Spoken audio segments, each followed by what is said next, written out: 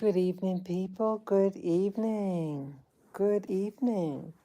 Good evening. Let me get comfy here, sit up better. Hey, yes, it's dark in the room right now. Good evening, people. Good evening. This is Spirit Journey. Good evening. Yes, today is Thursday. Good evening, Thursday, here from Rwanda, Central East Africa. Good evening. Today is September 26th, 2024, and the time is now about 8:10 p.m. Yes, good evening. Yes, I'm in my living room, and I had gone out earlier today. I walked my dog very briefly, and we had a little doctor's appointment. Me and my little doggy had a doctor's appointment, and his blood work looked good, and he still has to get what they call his biochemistry lab done, but they don't have the equipment necessary to do that. But just a general blood work. Yes, he has to get his teeth done, but they have to make sure his liver, kidney function, all that is good to do the procedure. When the dogs, when they have to get their teeth cleaned, they have to um, anesthesia, put them to under anesthesia to clean their mouth. Yeah, they don't do the non anesthesia dentistry here. They used to go back in America, and yeah, and sometimes they're not candidates because they wiggle too much and they can't stand their mouth, their procedure when they're awake because they wiggle too much and they get upset. So then you have to resume to, the old-fashioned way, put them on the anesthesia, and then they clean the teeth. Yeah, my little boy needs his teeth cleaned, and it'd be nice that he get his teeth cleaned um, sooner than later, but he has to be, strong enough. We all know that my little boy was recovering. Boy, he's my little boy has been on a treatment since January 2024, and it's September now, 2024. So please, pray for him that everything goes well. I know I'm a little bit off the topic, but I was just giving you a brief what my day was like today, and after the vet appointment, we went for lunch, and it was good. I had a good lunch, and then took the moto. Yes, moto. Those are those motorcycles. I took a ride, and Labby was on the back. He did pretty good.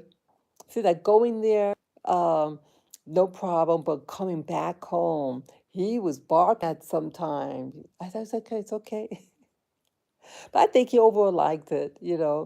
We got back home safely, and I fell asleep here on the couch. I had right in front of me there is my monitor and has a video playing. And I just woke up maybe a half an hour ago, and I didn't realize what time it was. Yeah. So that's what my day was like. And so it's after 8 p.m. and I was just watching a video. Uh, this woman here, um, she was raised in Jehovah Witness, it turns out, and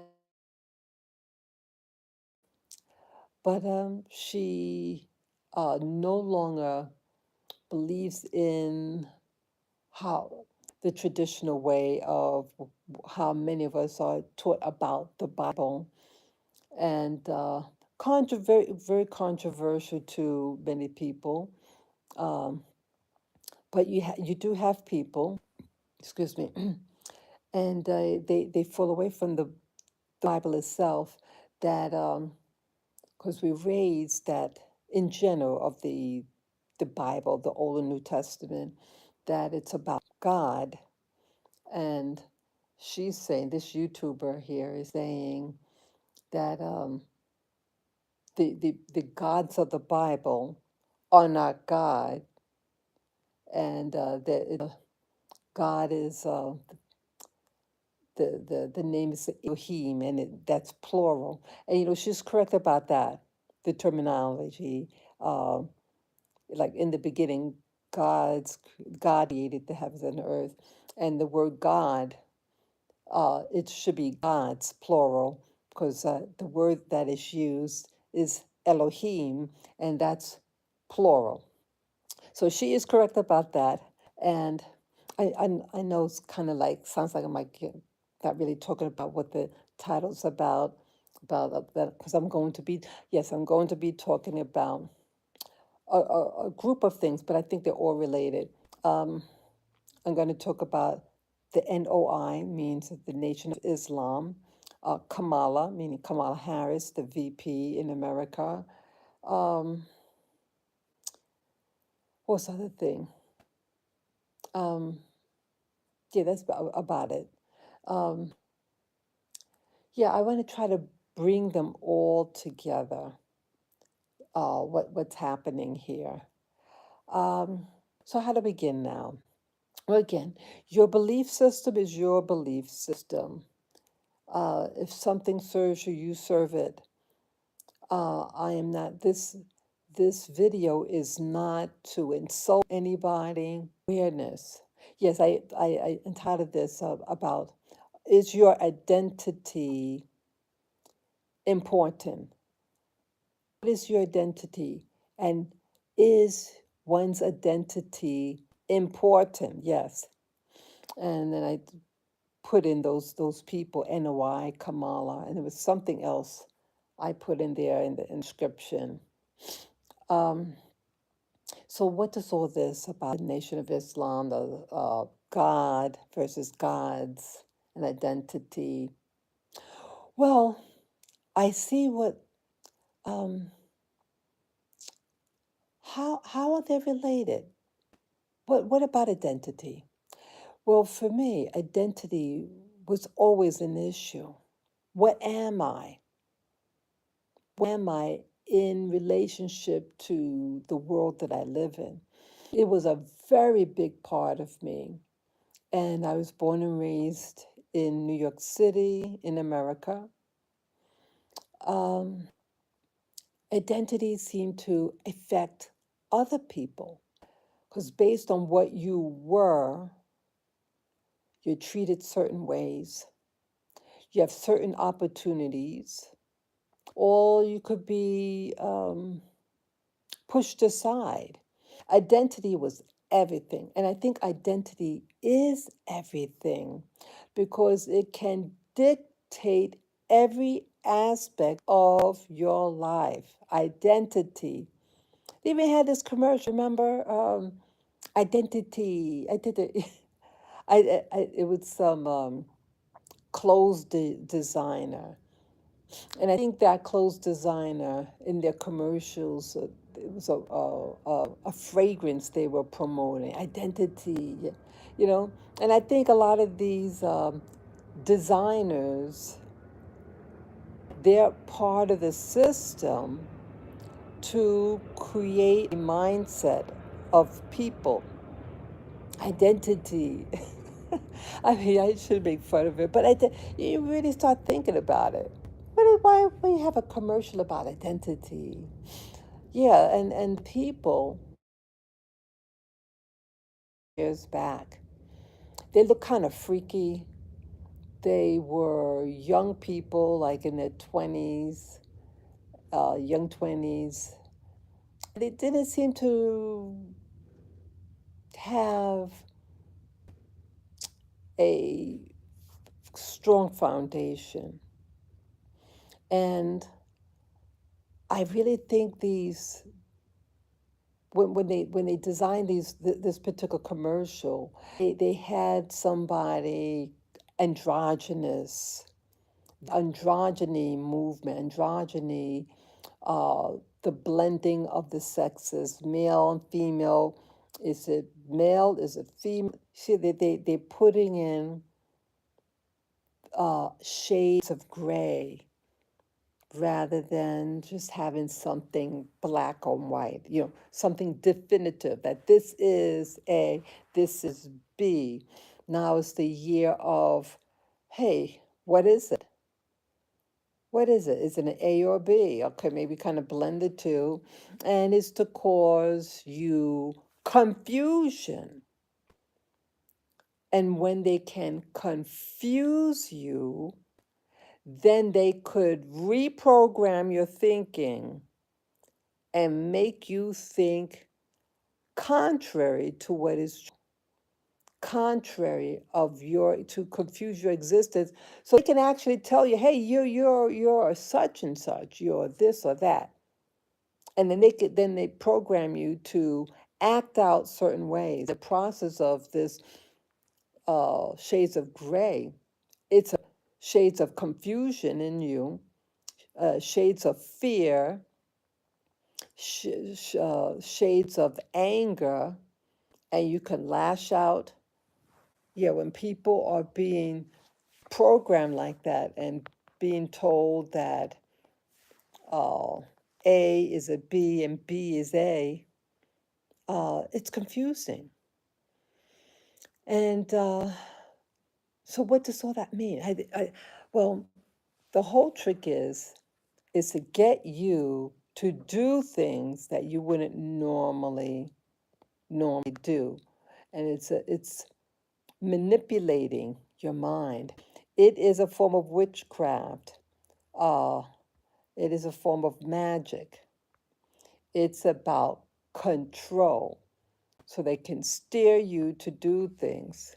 So what does all that got to do with, okay, identity? Is identity important? Yes. Yes, it is. Identity is extremely important. Identity, hey, are you a Democrat or Republican? They're getting people to fight each other, to name call one another because of one's identity or fellowship with an organization like one's political party in America. It was never an issue. My 40 years plus seeing uh, the political, the politics of the day, past 40 years. I think 1980 was the beginning of my adulthood. I was graduating from high school. Yes, hello, viewer. Good morning, good afternoon, or I should say good evening. Now I'm from Rwanda. Yes, good evening. Uh, yeah, I'm talking about identity. I'm going to be covering different ideas, different people regarding, hey, is your identity important? Well, the political parties now, okay, for the past 40 years, I couldn't care less about political parties. I wasn't involved in politics. I didn't like politics. I see a politician on TV, I'm changing the channel. I didn't like them. I didn't trust any of them. I couldn't relate to them. They looked like they were from a different world, and it didn't seem to address people like myself, people from the Black American community. And so it was just so foreign to me. But now, 16, um, one's affiliation slash identity in a political party, Democrat versus Republican, seem to increase, seem to be a sharp division and the animosity between it. Why is this? Why is this? And I think eventually, I'm going to be dealing with how it might be spilling into expressing itself through other organizations in this talk I'm going to do. And I know that I'm kind of long winded at times. Sometimes, like, my videos are spontaneous, I don't have notes, whatever. And I'm trying to grasp different concepts and try to sh- put it all together. That's what's happening here. I'm speaking out my thoughts and trying to make sense out of my thoughts with some of the things like I have my my monitor on because I was just watching a video, and this woman is talking about the Bible and what what what does it all mean. Um, this speaker that I'm watching here, I usually don't give names of YouTubers, but this particular person, she studies the Bible. She came from religion, um, but now she calls herself a Christian witch. She values the Bible as literature that you can learn from, but she at the Elohim slash God. It should read gods plural. And she throughout the Bible she's mentioned certain scripture verses like the book of Ezekiel in the what they call the Old Testament, like the wheel within a wheel, different things that suggest that humanity was being visited by beings, and that uh, like they said, the Shekinah of God, the glory of God, and it's a mistranslation really, and it's uh, a word that means like a vehicle, an actual object, but they make it in the English translation like it's something mystical. And I got to sneeze, sorry. Excuse me. Yeah, they make it sound very mystical and cloudy and all hocus pocus, nothing tangible. But she's saying that these scripture verses are not talk about something nebulous, but something that is an actual, tangible um, object. The um, the glory or the Shekinah of God had to do with a spacecraft, and that so called early humanity was visited by these beings, and that these beings, some of them were geneticists. Again, they now the story of what they call the Anunnaki. Uh, Many people know this as these beings, Anunnaki, people from above. And I think she's correct. When I first learned of this, I mean, I'm new with this woman's channel that I'm watching. Uh, I learned it just last year, 2023. But the concept of what they call the Anunnaki, I learned of 10 years, let's see. Yeah, it'd be 10 years ago this year.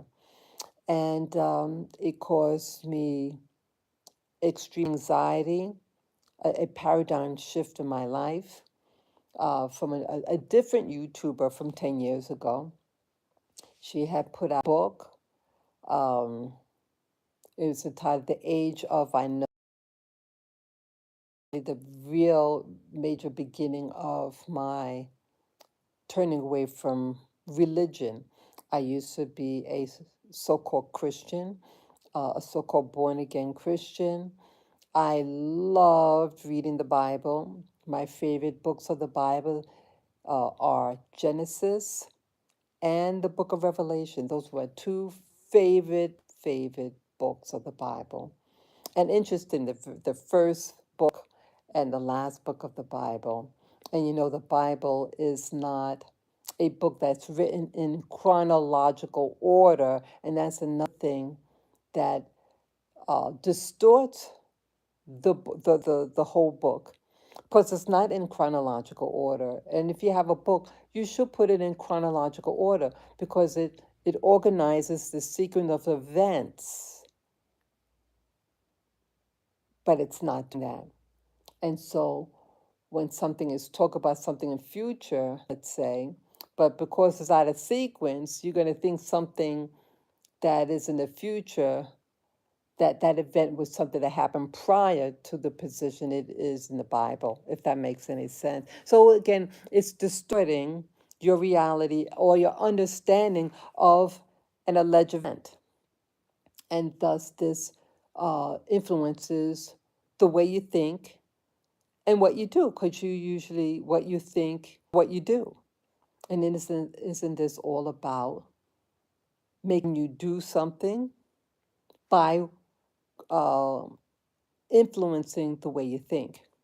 So, what does that have to do? What does all that, and about the Elohim, and about spaceships and stuff in the Bible, what does that have to do with identity? And as I wrote in the description, we're going to be talking about NOI and Kamala. I think those are two individuals. Again, this, you are who you are. You are who you are. And I'm not here to make fun of someone's heritage. I am not about that. Uh, I'm about understanding that, hey, we're being told something, uh, and being told something for a reason, and it can influence politics, current politics, who you vote for, what you're going to put your trust in. And I think we're being deceived. And I don't want any of us to be hurt. But again, what you believe in is your business. Who you don't like, it's your business. What you worship or don't worship is your business. But I'm just saying what I'm noticing. And I'm trying to let you know what I'm noticing. But you come to your own conclusion and you believe, act out what you believe is true for you. So, uh, NOI, Nation of Islam. Now, where does this play in? Well, when my video about the nature of the Bible, and is the Bible talk the actual God, or is it the what they call the Elohim, multiple gods, uh, beings from other planets, other worlds? Interesting enough that the Nation of Islam um, talks about beings on spaceships. Um, yeah, so I'm watching this woman about this Bible thing, and then while it's playing, I was just thumbing through my smartphone because it triggered my memory regarding the Nation of Islam organization. It's a what they call a it's a Black American group that converted to its form of Islam, uh, and its doctrines. And so I was just thumbing through it. I said, hey, when did that, they had this Million Man March. Yeah, yeah, I remember they had the initial Million Man March, and I wanted to know when that was. On the internet, it said in sometime in October of 1995, they had what was titled the Million Man March. And during that time, yeah, was it? I'm trying to remember now. Um, I didn't go to church back then. Yeah, I had a kind of, back then, I had a little falling out. But, oh, yes, I did go to church. Yes, I did. Um, trying to remember now. Trying to remember. I mean, so many things have happened in my life from that time. Okay, I may have stopped going to church at that time, but I was still a Christian, I felt, but I wasn't fellowshipping. Um, but I remember I had a friend who contacted me. Yeah, I was living in America at the time in New York City, and the Nation of Islam Um, there was something on television, and it was advertised that they were going to have this march, what was entitled the Million Man March, MMM. M is the 13th letter of the alphabet, and 13 is a very what's that, a special number in numerology. I'm not a numerology specialist, but but these organizations, many of them, including the NOI, to my understanding, does follow Masonic type teachings and does things based on certain ideas, occult information, and occult doesn't mean that it's something evil. Uh, and I think that when they name certain things, they name them for a reason. They name them that way to communicate to insiders of these fraternities, these Masonic groups, and I think MMM, Million Man March. I thought that just came to me about regarding the M's. You know, 13, 13, 13. So that's 39. So I don't know what the 39 means according to them, but interesting that certain numbers pop up. So yeah, somewhat. So it was becoming very popular, and I remember talk shows of its day, daytime talk shows, used to were discussing, hey, they're gonna have this Million Man March, and the Nation of Islam is sponsoring this thing. There's going to be speeches and all that, and the leader of the Nation of Islam is Louis Farrakhan, and he's a very controversial speaker and leader of that organization. Again, it's a group, it's a black group, and it has its spin on how they follow Islam. They do have a website, and they do have services that they air and that anybody could watch for free. But back in 1995, I did not have the internet, and we didn't have a lot of the social media back in 1995. Um, just the major outlets that they had of its day, with cable TV.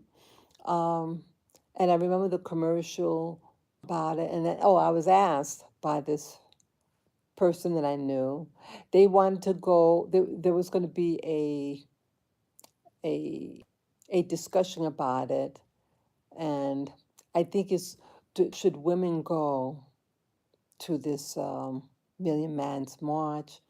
And this lady, she was younger than me, and she was to go on the program, and she wanted me to go with her.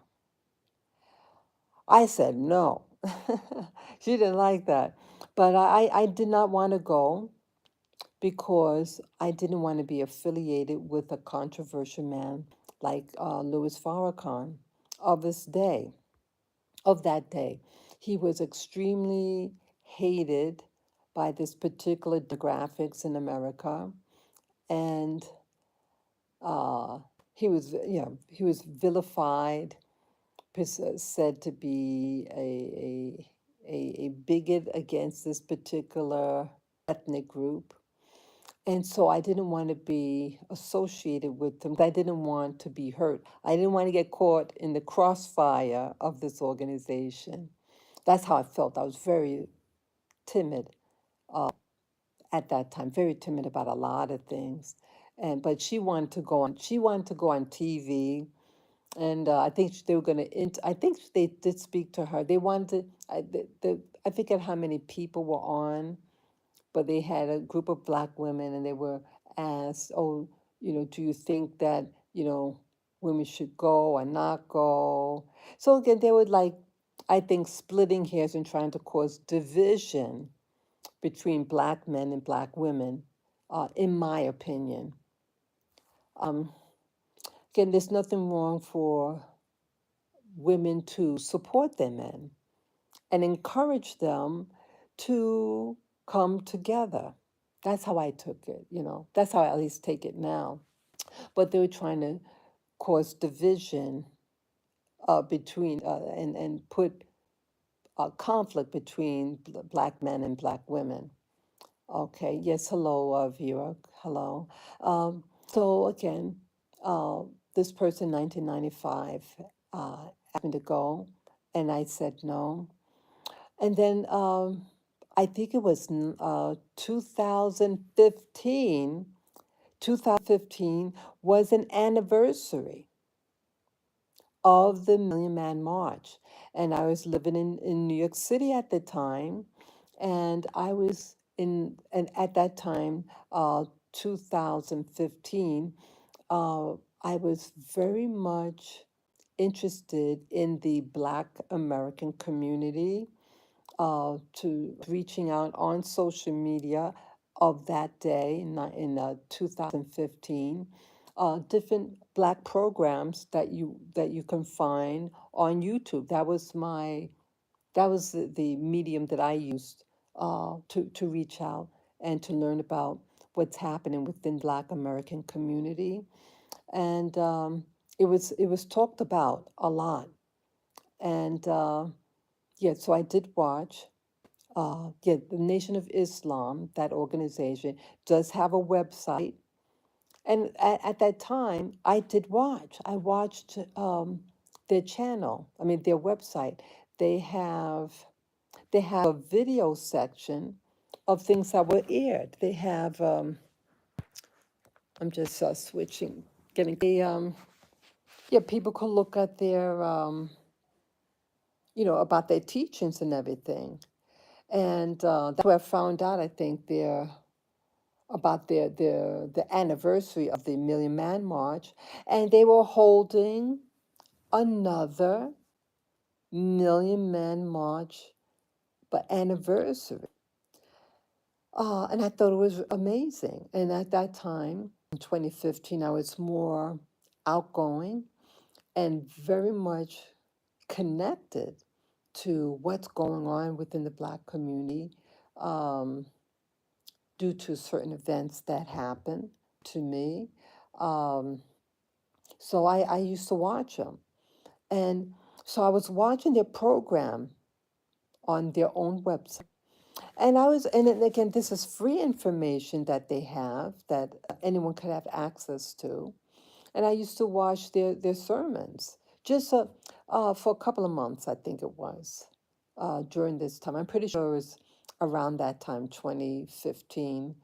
Um, And in one of the videos, I thought this was amazing. They were talking about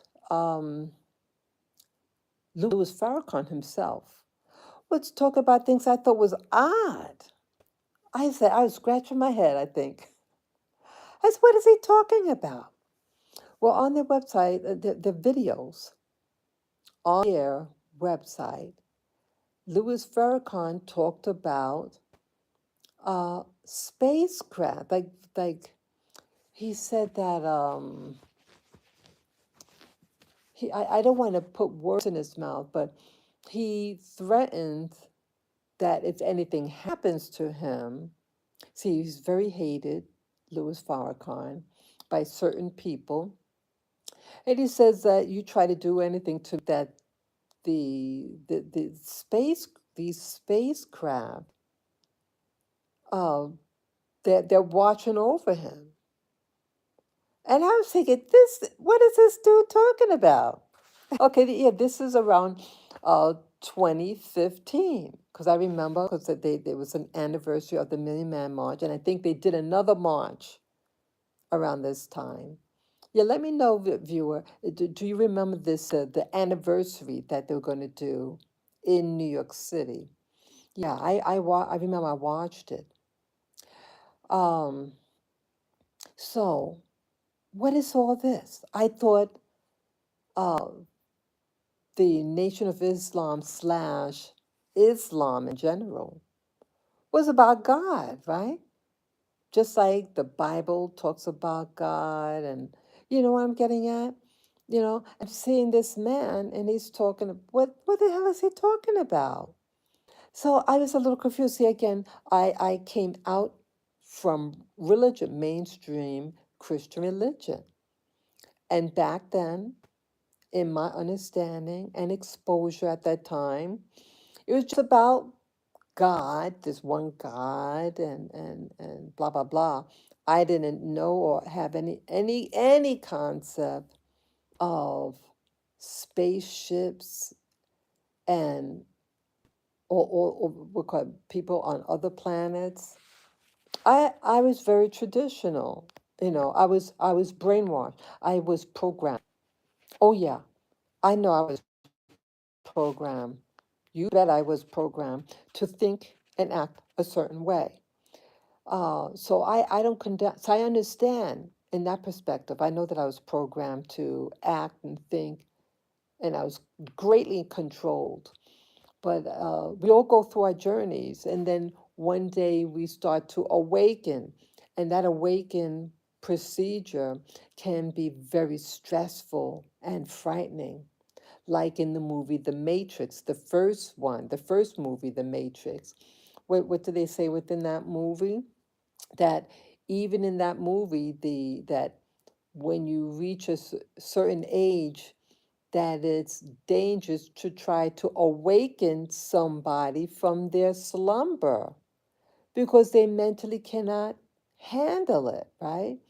So some of these Hollywood movies is really to prepare the masses of being introduced this awakening, but awakening could happen in steps. This awakening is a process and a progress in time. It's not just overnight. It would scare you all. It people might have try to kill themselves with certain information. Okay, so I think yeah, certain of these movies is to prepare the audience of a new chapter in life, your life. So again, go with Nation of Islam. Um, so when Farrakhan was talking about spacecrafts and that his predecessor, uh, was that Elijah Muhammad, um, he learned that from him. And where do these people get this information about spaceships? And he said that he saw his predecessor on the spacecraft. I said, "Oh my goodness!" I said, "It's for real." Yeah, he's for real, all right. In hindsight, he's giving us clues. He's giving the initiates and his enemies. He's letting his enemies know, because see, they're all factions. They're all vying for power, and Farrakhan is letting them know that he is an initiate and that he has his followers, or his superiors watching. Okay, I know it sounds crazy. He himself talks about it. But now that I'm older and seeing different relationships, different understandings about who runs the planet, yeah, you have different layers out there who run the planets and stuff. So yeah, still getting back to Farrakhan. So I watched more of his videos. But that one about the spacecraft and seeing people on it, that he's going to be on it, and that they're watching him and that they're protecting him. I think he's telling the truth, because I realize now in my experiences since I've been meditating since 20, yeah, around the same time, 2015. Yeah. Um, I started meditating for the first time in 2015. Um, but since then, I had experiences and had experienced having visions during these meditation sessions of spacecrafts, bases, would look like military institutions. Um, I don't know whether these bases, whether it was underground on Earth or outside this planetary system. I don't know where these places were, but they exist. I saw them during meditation. So again, identity. So I was curious about the identity, like who is this Farrakhan? So initially, in 1990s, with Farrakhan, hands off. We were Black community was taught, people being taught, don't like him, don't trust him, he's evil, he's a bigot, and blah blah blah blah blah. And when people say things like that, and the animosity that this particular demographics have against him, I want to find out more about him. Yeah, when you come across like that, and I was very timid and frightened of the news about him. But even though I was very scared, I wanted to understand my fear. So I went to the library at that time in the 1990s, and I understood there was a book on him. Wow. And just go a library. There are all types of books in a library. I went to a big library in Queens, New York, main branch in Queens, and it was a book, a biography on Louis Farrakhan, the current leader of Nation of Islam. It was just a book, a biography on him, and it was written. Let's see. I think, oh gosh, I don't want to give the wrong information. I'm not sure whether it was written by a Black American or it could have been, oh gosh, I forget who, but I remember they had someone speak on behalf of, yeah, I remember they had someone, a Black American person, talk about, like, many books, they have someone speak on behalf of the book, to give it credibility, yeah, he was a Black fellow that they had. I remember that. But I went to take the book out, and a lady wanted to touch the book. Tons of books on all types of people. And I've gotten books before on the Holocaust. And none of them did, and they held it with their fingers like it was dirty. I remember that. I said to myself, look at what a bigot, I thought. Just because who the person was. This person that is power, people. When someone doesn't even want to touch a book because someone's face, he didn't write the book, it was a book about him. It was a book about him. And he's being taught by uh, certain people, certain community members from another demographics to despise him That's a lot of power, that when you can influence someone from a group to hate another one to that degree. Okay. I'm just giving background of, what was the atmosphere on this person? Who is he? So really, so I remember that incident in the 1990s, and then the anniversary of the Man March in 2015. I think 2015 they had a second march, an anniversary of that event, um, and how they downplayed the Man March.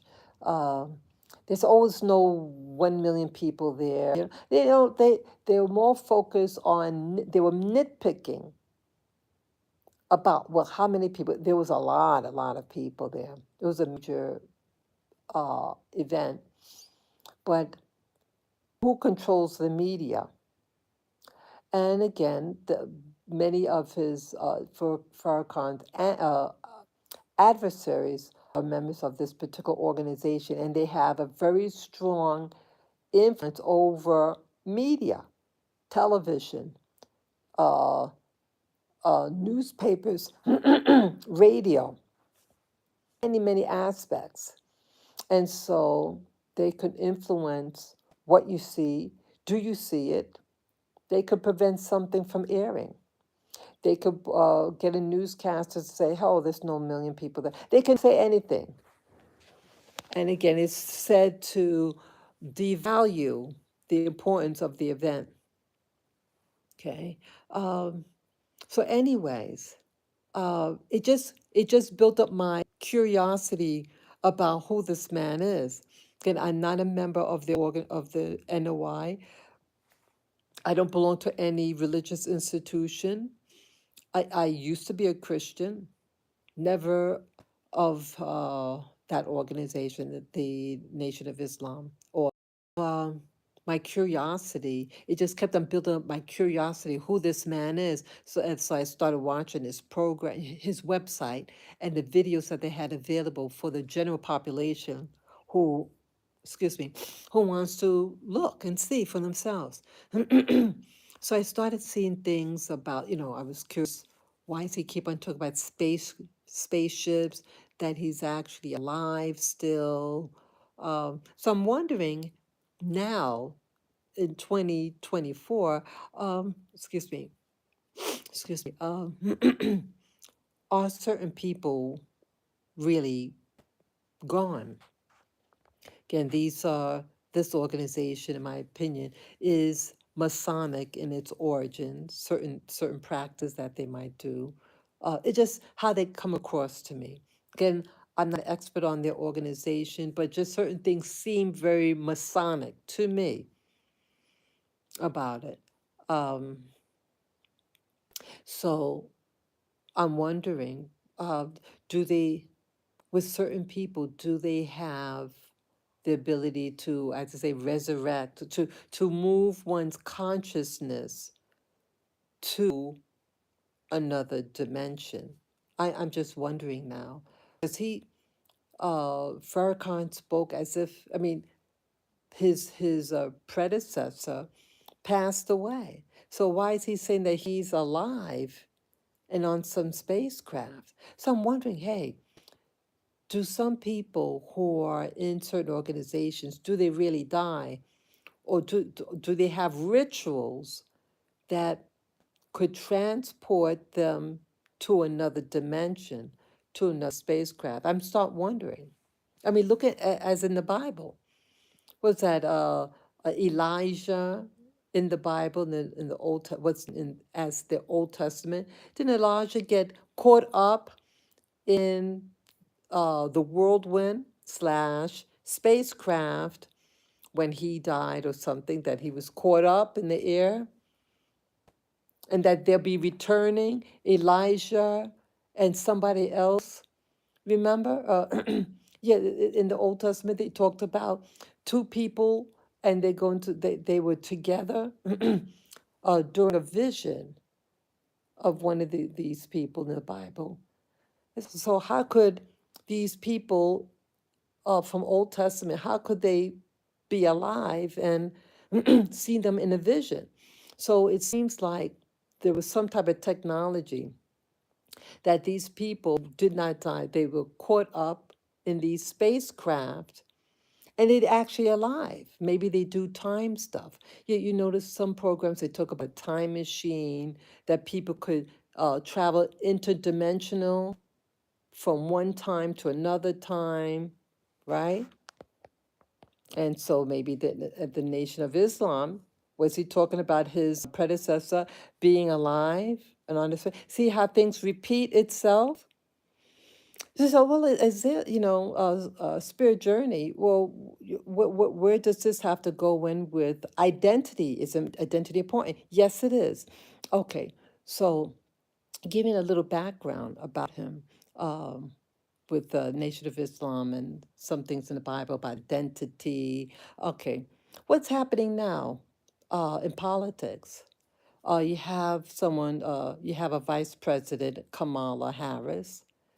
Um, Lately, they've been talking about identity. Uh, and if you talk about identity as it pertains to Kamala Harris, you're a racist. You're a racist, right? Mhm.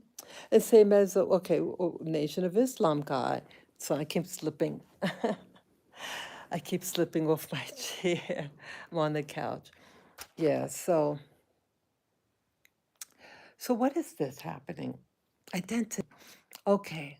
So in the Nation of Islam, I was again watching um their website and the videos that are free to watch. Um I was curious about the background of who is Louis Farrakhan. Okay, he's been around now. He's, I know he's younger than my mother. Um, I think in his 90s now, Mr. Louis Farrakhan. Um, but I was always curious about him.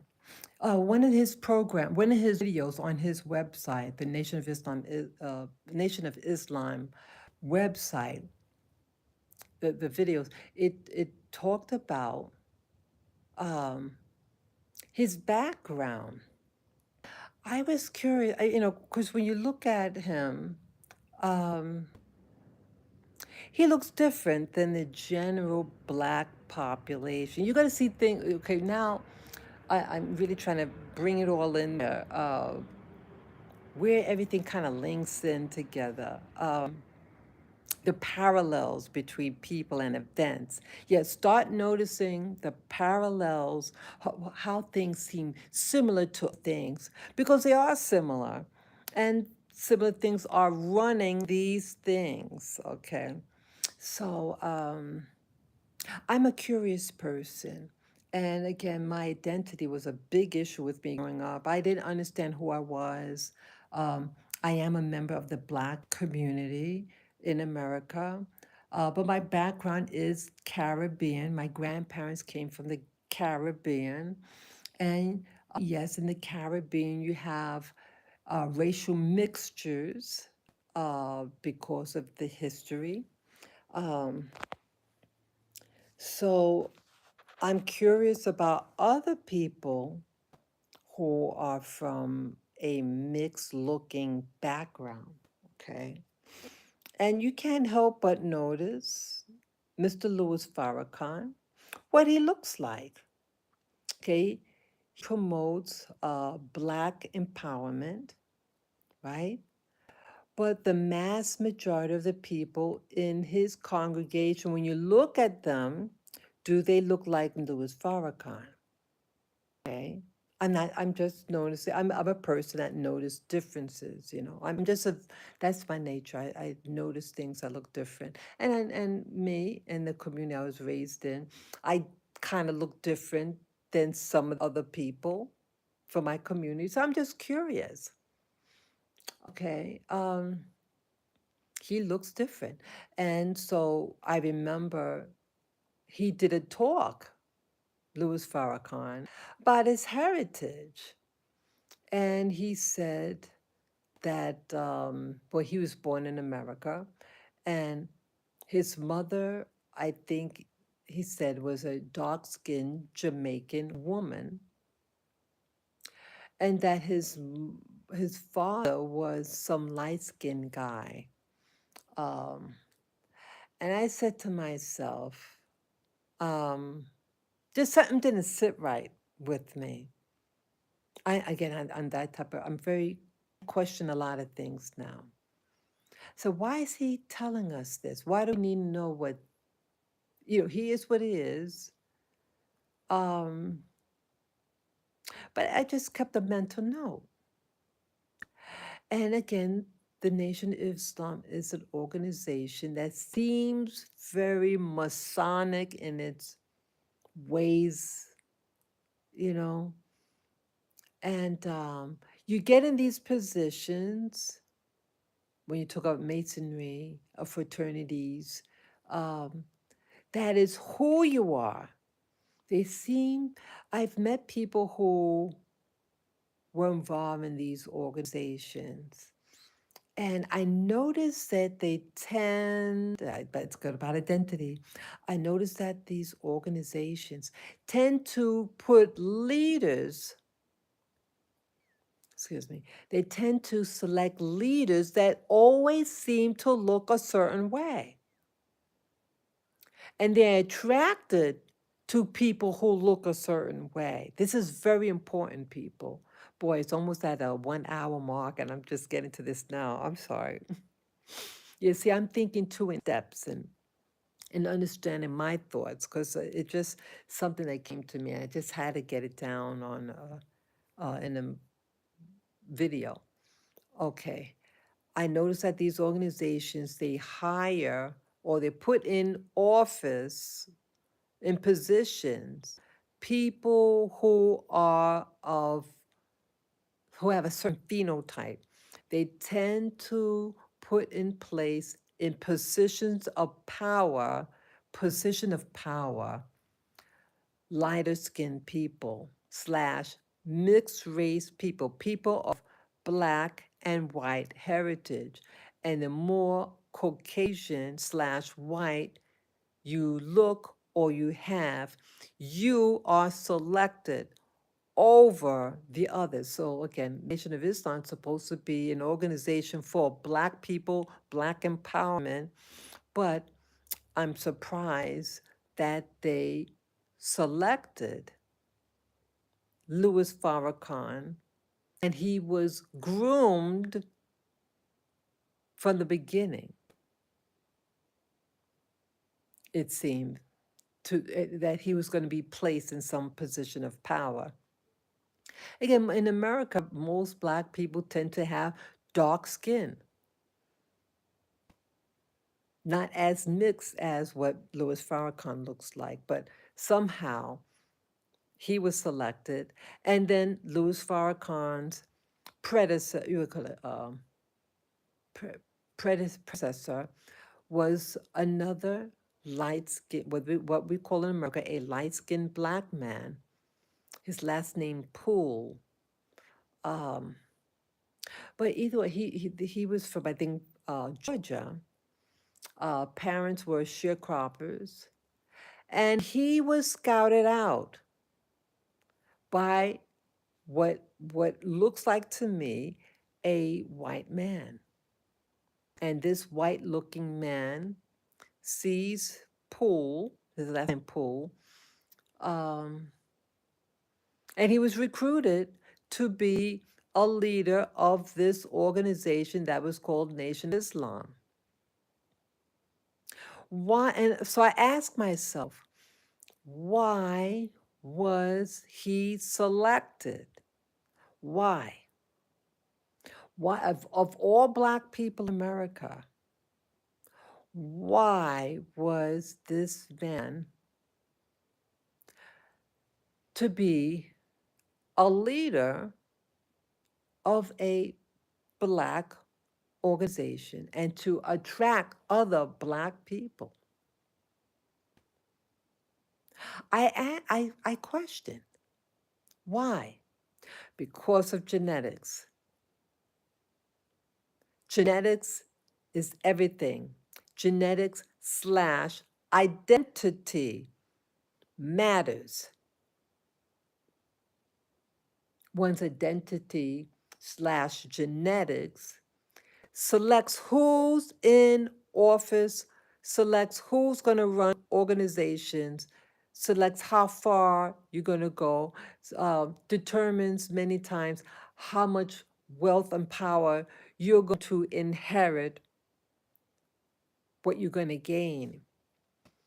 And they set up these organizations and these people who are placed in it, but they're never truly Black people. And again, not trying to minimize these Black people. They were raised and treated in in the United States. They were discriminated against. They lived their lives what they could live in those days, okay? They faced hardships and they had to stay on the other side of the track, so to speak. They didn't have the same opportunities, but in selecting these organization, these Masonic type organization, these fraternity type organizations, they seem attracted to certain phenotypes, people. And of Islam, Farrakhan talked about these spaceships, spacecrafts, that they still has access and communication with them. So they're not really dead. They're still in communication. And it was essential that they were placed in these positions for whatever reason. But I think I'm theorizing that everything is about one's genetics and one's heritage, and that these Masonic movements they run the planet, and they run in it for a reason, to accomplish certain things. And the rise and falls of certain societies, life is very cyclic. That what's happening in American politics is repeating itself throughout history, all over the world. So you have nations that are on top and they fall down, just like Egypt. Egypt had a power, and then boom, you go to Egypt now, and it's not of the same power status, but its history was something. Rome, ancient Rome. Look at Rome now, what they have there. It had its top, it had its peak, and it goes down. United States is following the same thing. The American Empire. It was booming, booming, but now it's going down. Okay. So everything is cyclic. And it's another chapter that seems to be being introduced in America, and I'm sure it's happening all over. And I even asked myself, do they have a movement like this in Brazil? Why do I mention about Brazil in this?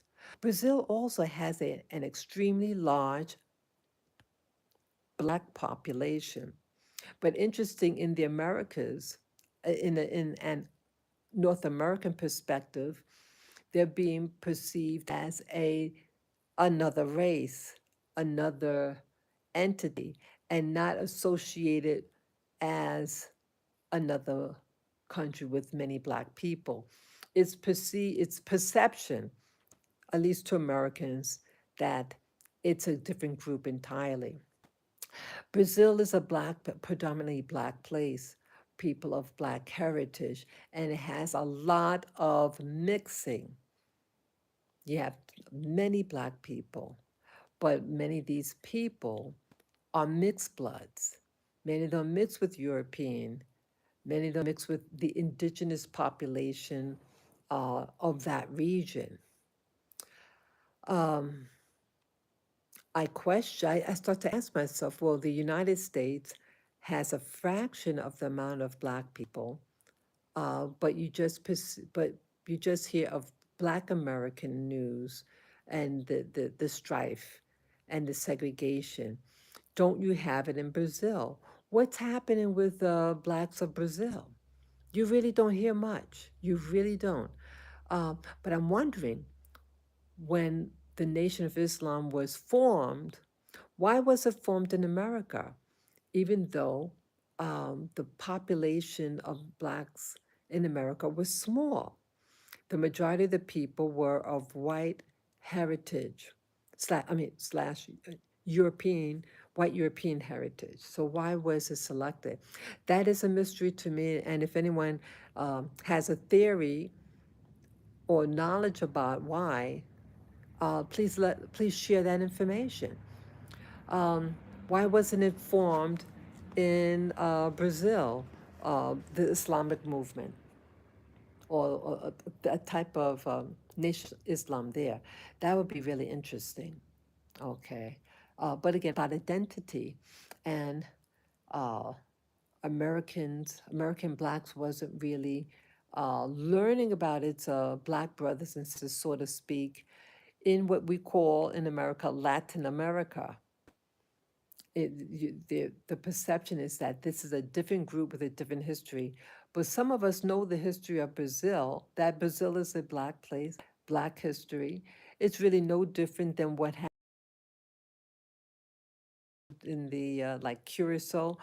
It was all pretty much all the same thing, but the current politics and description of people and their culture is being masqueraded, being altered to make you think these aren't your relatives and think of them as something alien, and that they're a different group, and we're going to give different status to these people who they now want to bring into America and compete for jobs,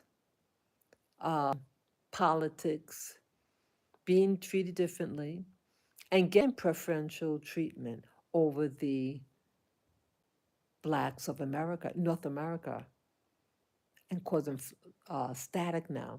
You know, throughout the Americas, now it's a movement getting people from south of the border and bring them into certain locations, and it's for political reasons, I think, and it's to destabilize, and it's to destabilize first the Black American community, and its goal ultimately is to remove the straight white communities and to utterly destroy them. So they're getting two for one: remove Black America to try to cause a race riot and conflict and jealousies between the new arrivals, people of color, from the Americas, and also they're recruiting them from directly from the African continent. And they're coming in also from all over the world, from Asia, East Asia, South Asia, all over the world. They are destabilizing America. Okay.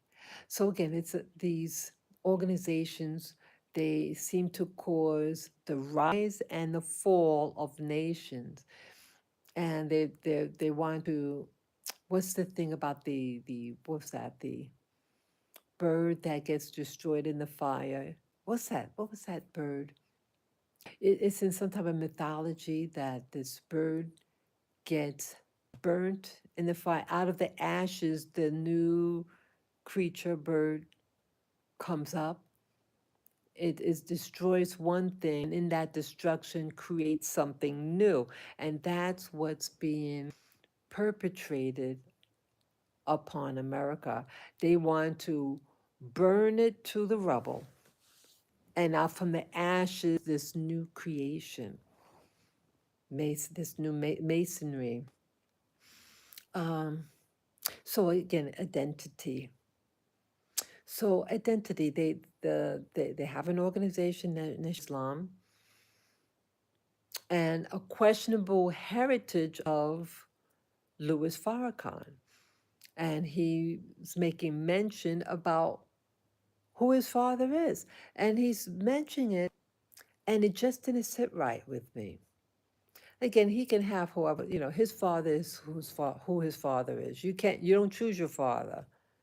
Your father is. But I think again, in going into identity, uh, understanding one's heritage, comes into play here. Is that really who his father is? What he's been told that his father is some light skinned fellow. I, my instincts are telling me no. My instincts are telling me that his heritage, I think his father is a European, a white European of some type. And because of that, he was selected to eventually become the leader of the Nation of Islam. Again, I think these organizations, they want to know they already know whose background. They can discover quickly who someone's heritage is, right? Again, they didn't have the same type of DNA tests back in those days. But I think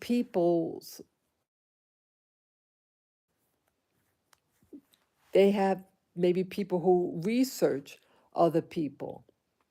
And if they pass the test, they will use them. They may not use them right away, but they have in the background who they're going to use. So, why I mention something like that? Like, why I think that? Because I'm looking at the way he looks. Again, it doesn't really matter to me on the surface. Your father is who your father is. It's really none of my business. It's none of my business. But when I feel that someone is deceiving me and others about their heritage, I become concerned. And uh, why in a Black organization, why don't they just have Black people, people who are Black on both sides? But it seems like that they prefer mixed race people, lighter skinned people to run these organizations. And so the Nation of Islam is just that. And the actual founder, who is he? Again, about identity. We're told on their website, the Nation of Islam's website, about the founder. But I'm not good with names. I apologize for that. But you just look. They have in all their when they have a show or conference, they have that guy's profile.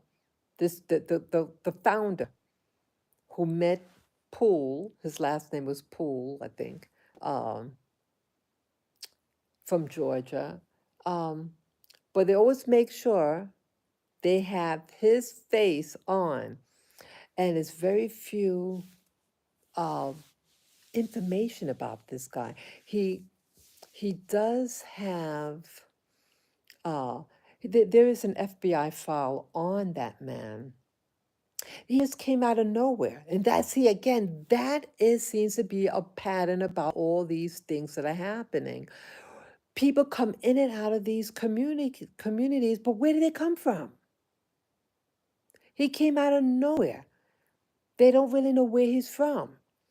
But the Nation of Islam on their own channel or website, and because people were asking, well, who is he?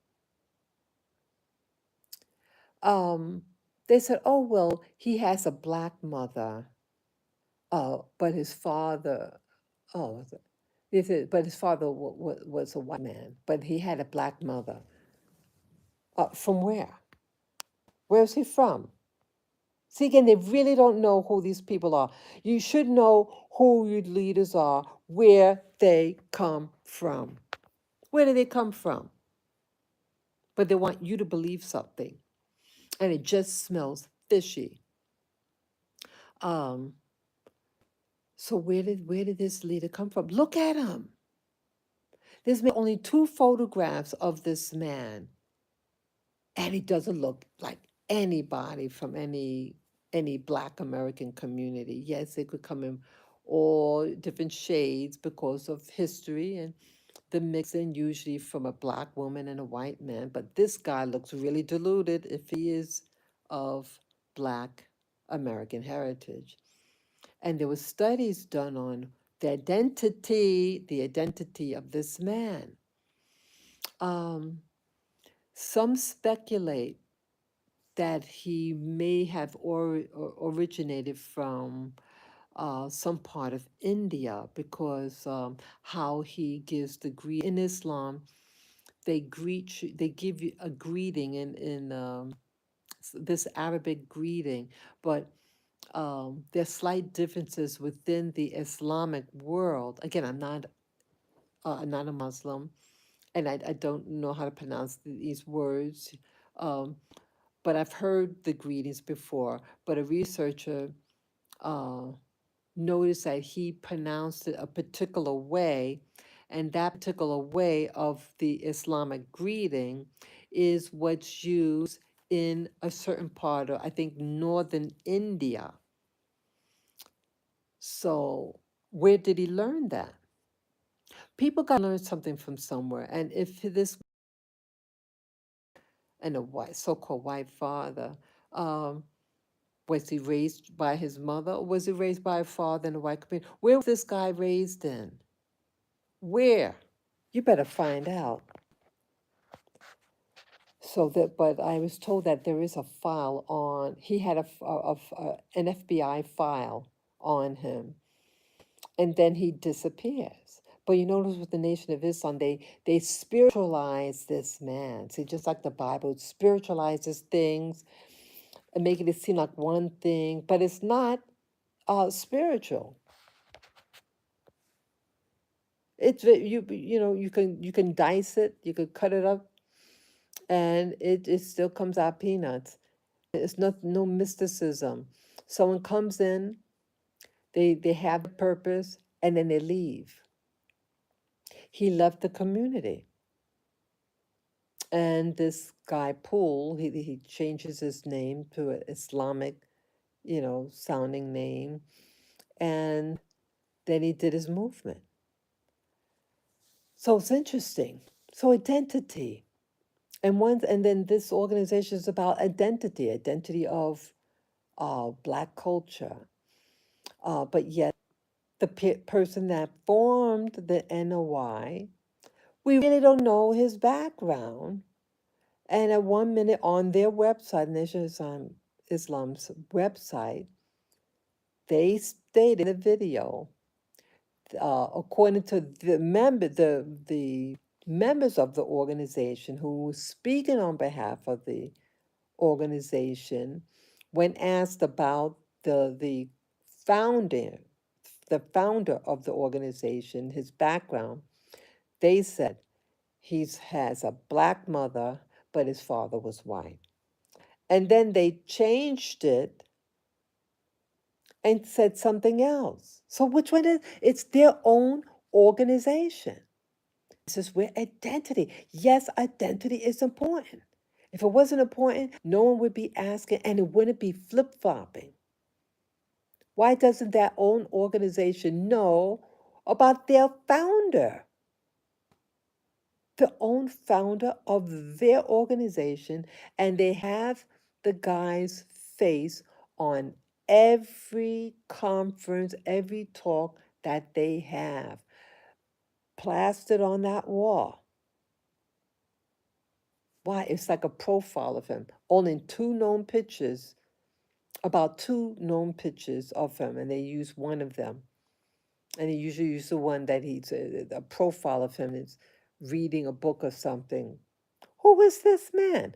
And why was this man selected to come to the US and to form an organization like this, like the Nation of Islam? Why even form it here? And what is their reason now to exist? I think I can only speculate that they're waiting for the next instruction to do. very interesting. So again, identity. You told Nation of Islam of Farrakhan has a particular heritage, but it doesn't sit right with me because I didn't understand when he was making mention of it, and I think it was during that anniversary of the Million Man March. I think that was in 2015. He made mention about it, about his heritage, and I said, why is he making mention of it? Why wasn't it an issue at that time? They want you to think something. Maybe someone was asking questions about it, but he's been in that position for so many years, and he seems like he cares about the Black community, right? So who cares what his father is, whatever. But I'm thinking now, he was put in that position. Um, they didn't use Malcolm X. He was eliminated. Malcolm X. And interesting, his background. He had a Black American father, but his mother, you gotta see it, his mother uh, mixed with something. And it turns out that her background, that she was, I think that I think Malcolm X's mother's mother was a woman of color, a Black woman, but had a child with a German man. See, again, the bloodline, the bloodline. And I think the family was targeted. They got rid of the father of Malcolm X. He was a Black man, and he was prominent in his day. He spoke boldly, and they murdered him. And then it seemed like that Malcolm X seemed to be followed in his life by these events. That it seemed like certain things that like they trying to traumatize you. They try to traumatize families of people that they're going to later use later in life. And it's a form of mind control, like what they use with the MK Ultra, the fragmenting of the mind to stress the mind by exposing them to hardships of seeing family members being killed, things like that. And it shapes the way they think. Um, Even though he was an intelligent person, Malcolm X, but he was discouraged. He wanted to be a lawyer. And his white teacher discouraged him. And it affected his life. Let me get water.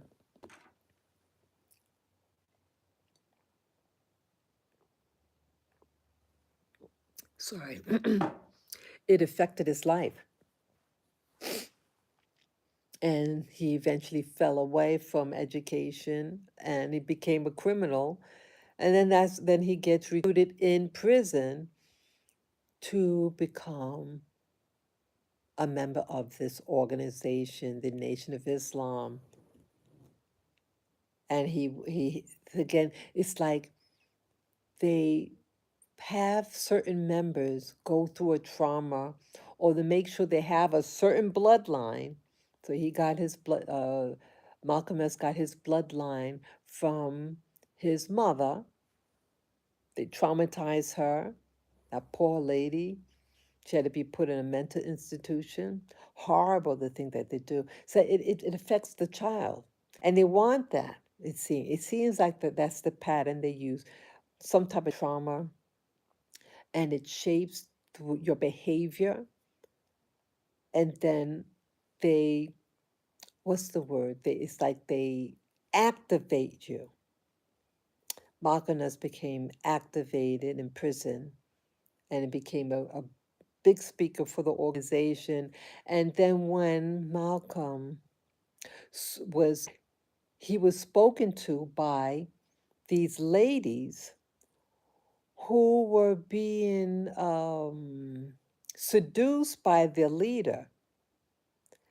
And Malcolm X confronted this leader of the Nation of Islam back then. And um, he was silenced by that leader. And then some years later, silenced permanently to his demise. See, he spoke out. But still, whether you speak out against certain leaders, when you expose certain things, see, people could be members of organizations, but they may be honest in their belief and motive. Their motive could be pure, but they could be used by others who have other motives, but they rely on your ignorance to not know what the motive is, to have you do things on their behalf. And if exposed, you get eliminated. Okay, so identity in this context has to do with what your bloodline is, who you're related to, because it seems like the common denominator that they seem to like certain bloodlines, certain people of heritage. If again, if it's about a black organization, where you get black people in it, why are you always using mixed blood people to run black organizations? Even these sororities, with men, even these sororities, they look for mixed race people and get them to lead these organizations. When I used to live in the Caribbean, I met, again, I'm not going to name the name of the sorority, but she was a very light, what we call a light skinned black woman. And she was the president of that chapter. And I met another person who was in that same, and she also was a very light skinned, red haired, freckled, light skinned black woman. Again, is that a coincidence? Why is it that they look for this type of phenotype? Because they want to hire their own, even if you just have a fragment of that blood in you. Is what you look like, and they put those people in positions of leadership, even those about black people and black progress. But who do they get in there to run the organization? Okay, identity is very important. Okay, so uh, so what? How does this have to do with what about Kamala Harris? Oh yeah, it's the same flavor. We're eating the same pudding. It's all the same. And I'm seeing the patterns again, even in this upcoming presidential election in America. Um, I've been hearing recently with Kamala, um, what is her race? To me, she does look like someone who I knew in the Caribbean, and I really wasn't sure what she was. She had this exotic name, so I just assume, okay, she could be someone from India, and she's mixed with other, black groups. She was married to a black man, and the kids just look like any other West Indian family. I used to live in the U.S. Virgin Islands, and yeah, you have mixes there. So I really thought nothing of it, and I didn't. It wasn't an issue. But all of a sudden now it's being brought out about her heritage. Only thing I knew, like when she was running for president, was that in 2020 or something, or 2019, I heard about her. Um, yes, it did make mention that she has an Indian, Asian Indian mother. Was Jamaican. And that's all I knew. I said, okay, yeah, because I know of people who have an Indian mom and a black Caribbean father. I personally know of someone like that. And they're part of the black community. So married to a black guy in America, it it's common. But now it's like, okay, who is she really? The election is around the corner. It's coming up very soon. Was that November 5? And it's September now. So what's going on now? Identity, people, is identity important? Yes, it is in this election. Okay. So people are now starting to ask questions, and recently I was told the famous singer by the name of Janet Jackson uh, is the sister of the late Michael Jackson, the famous singer. Um, she was approached by an interviewer and asked, that um, what are her thoughts about having the first black female president? And to the effect, something like this, she responded that she was told that she is not black. She had heard that she is not black, and that she has a white father and uh an an, an, an Indian mom, so she is not black. And there are now poo-pooing Janet Jackson. So I don't like that. I don't like people approaching other people. You ask them a question.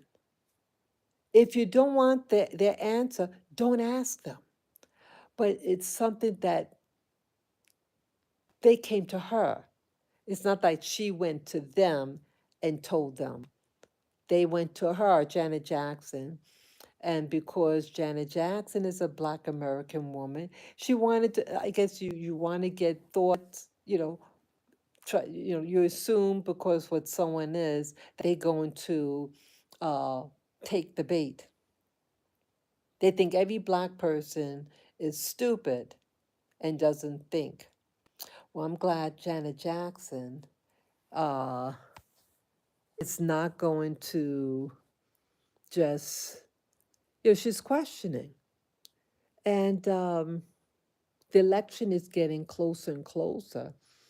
Again, prior to all this election, I never heard of Kamala. She lived in California. I'm from the East Coast, so that's the West Coast where she's from. I know nothing. I knew nothing about her, and I don't think people from the East Coast knew anything about her either. Only if you're from where she's from. What's that? She's from. What's that? What's that? San Francisco area, or the around there, what they call the Bay Area. Uh, I don't know. They probably know who she is. What does she call herself? Um, her identity is of question. Even Obama, I see that the soup, it's being revisited. The concept of identity. Who's one's identity? What is one's identity? It is an issue. Obama's issue, yeah. So Kamala, uh, a nobody, came out of nowhere, um, and her life is slowly being revealed. She wrote a book about herself. Isn't that interesting? It's like all these new people who want to get into government, the presidency, from from 2008, you know, autobiographies because they want to introduce what they want people to know about their identity or their false identity, I might add. But an identity they want you to know about, like they're social chameleons. They are uh,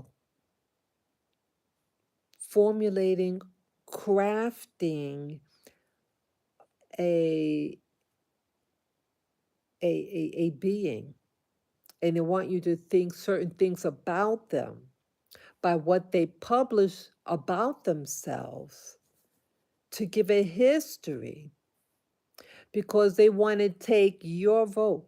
And again, since 2008, this system has been targeting the Black American community and shaping its voting power for people with a questionable identity.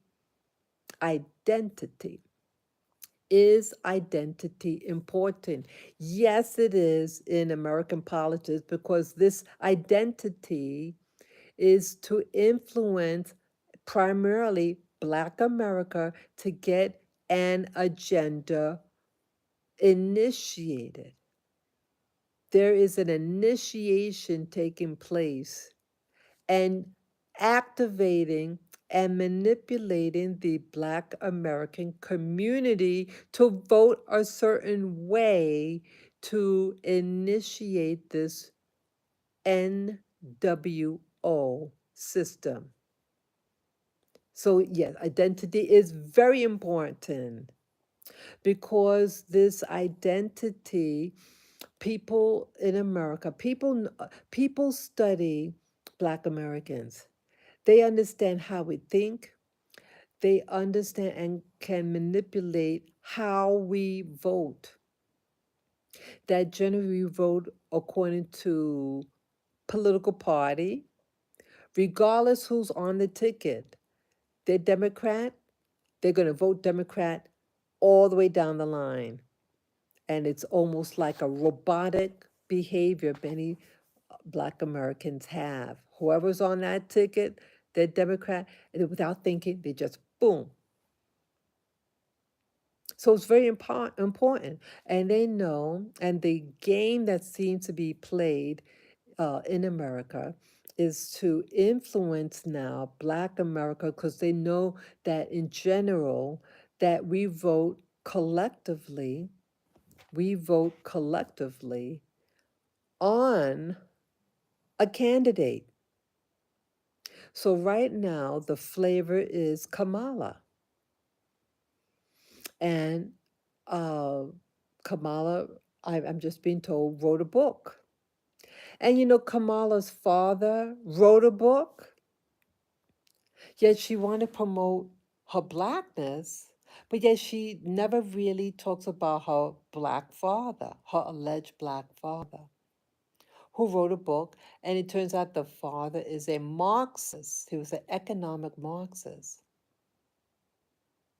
Again, identity is everything because it's being showed that they were videos and recent videos on Kamala being interviewed by an Indian woman. She was of South Indian ancestry, this comedian, and she invited Kamala on her TV show, and there was a cooking session that they were going.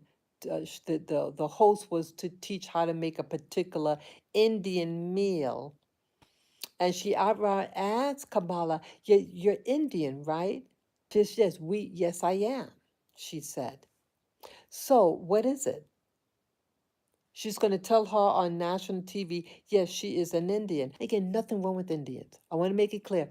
I don't have anything against Indians. You are who you are. And I love Indian food.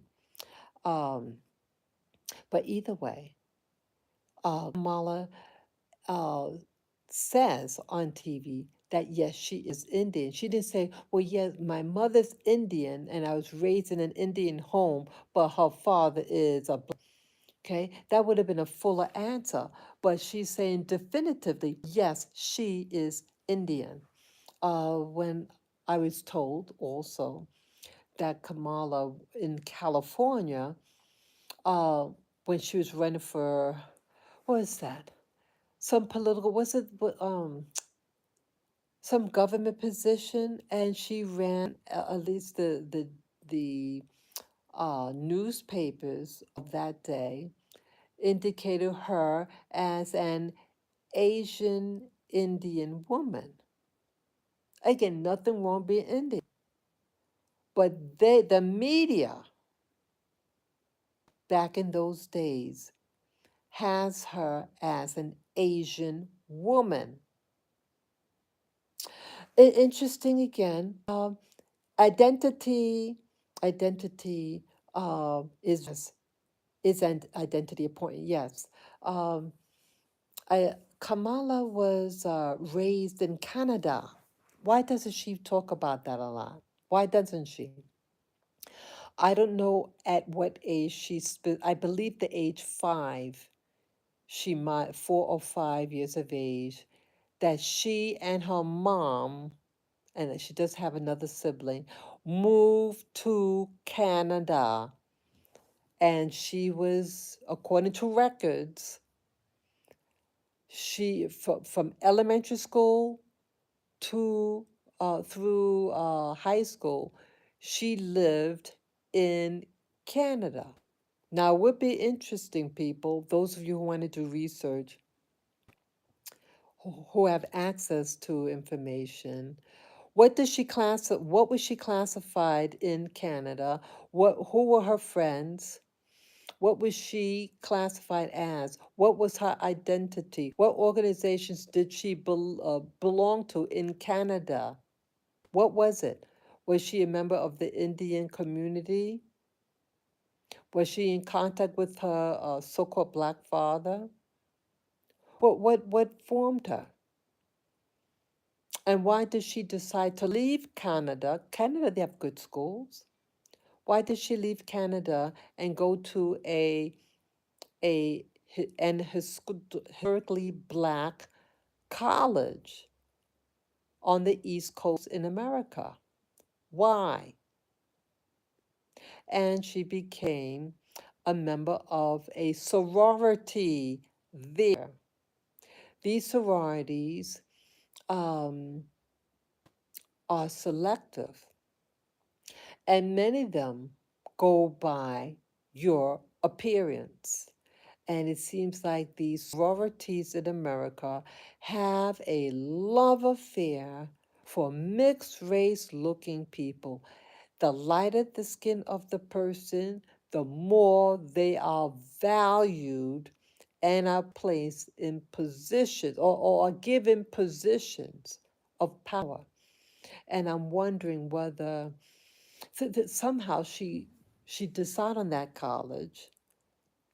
And I think that yes, her identity, because of her identity, her genetic history, her true genetic history is of interest and value, which places her to be favored to be in certain positions of government. Um, she had to again position herself to reshape herself, or or even reshape her identity. Again, what was her identity in Canada? But she left Canada for whatever reason and moved to America, go to the colleges there, and she became a lawyer. Um, and at some time moved to California. Why she moved to that? See, this would be interesting. And she moved up the ladder. So it'd be important, people, who her connections are. Again, activation. There's a time and procedure for everything, and it's like an activation. See, these sororities, I met someone who a very, very prominent person within the Black community. She was an extremely light skinned Black person. And she had shared with me something. And she would shared with me that she was a member of the sorority. And they never asked her anything for many, many years, over 20 years. And one day they notified her. Interesting. Interesting. And I don't know why she shared that with me. Again, I don't ask people's business and things like that. This was boy, quite a while ago. This could have been in 2000. Oh, two, it could have been 2006. It could have been. Sorry. Yeah, so it was quite a while ago. It could have been in 2006. I met this lady. And again, the common theme, a light, so-called light-skinned Black woman in a sorority, very prominent in her field. Again, I don't want to give the name of the field that she's in, because I think it was supposed who this person is. I don't know whether she's alive now, um, but yeah, she was at top of her game, um, and people are allowed to advance. It seems if you're a member of certain organizations, and they may not use you right away. But when, again, these sororities, fraternities, they're given assignments, and it's like think of these sororities or fraternities as uh, soldiers, warriors, and they're waiting, you know, in the background, and they're waiting for their instructions, what to do for the next battle, because there is a war that they want to promote and to master over. So they're allowing all these things, people to get certain jobs, and then one day you get a phone call. Kamala gets a phone call, evidently. Remember, just what was that, about a month or so ago? It was announced that Kamala wasn't going to meet with this country in the Middle East. They were visiting America, and she didn't go down. And Biden didn't go visit, meet with them at the airport. Why is that? Um, Instead, Kamala went to her sorority meeting.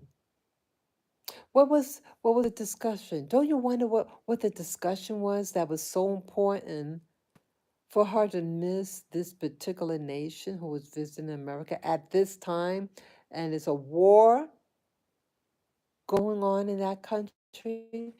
Hello, people. What was so important?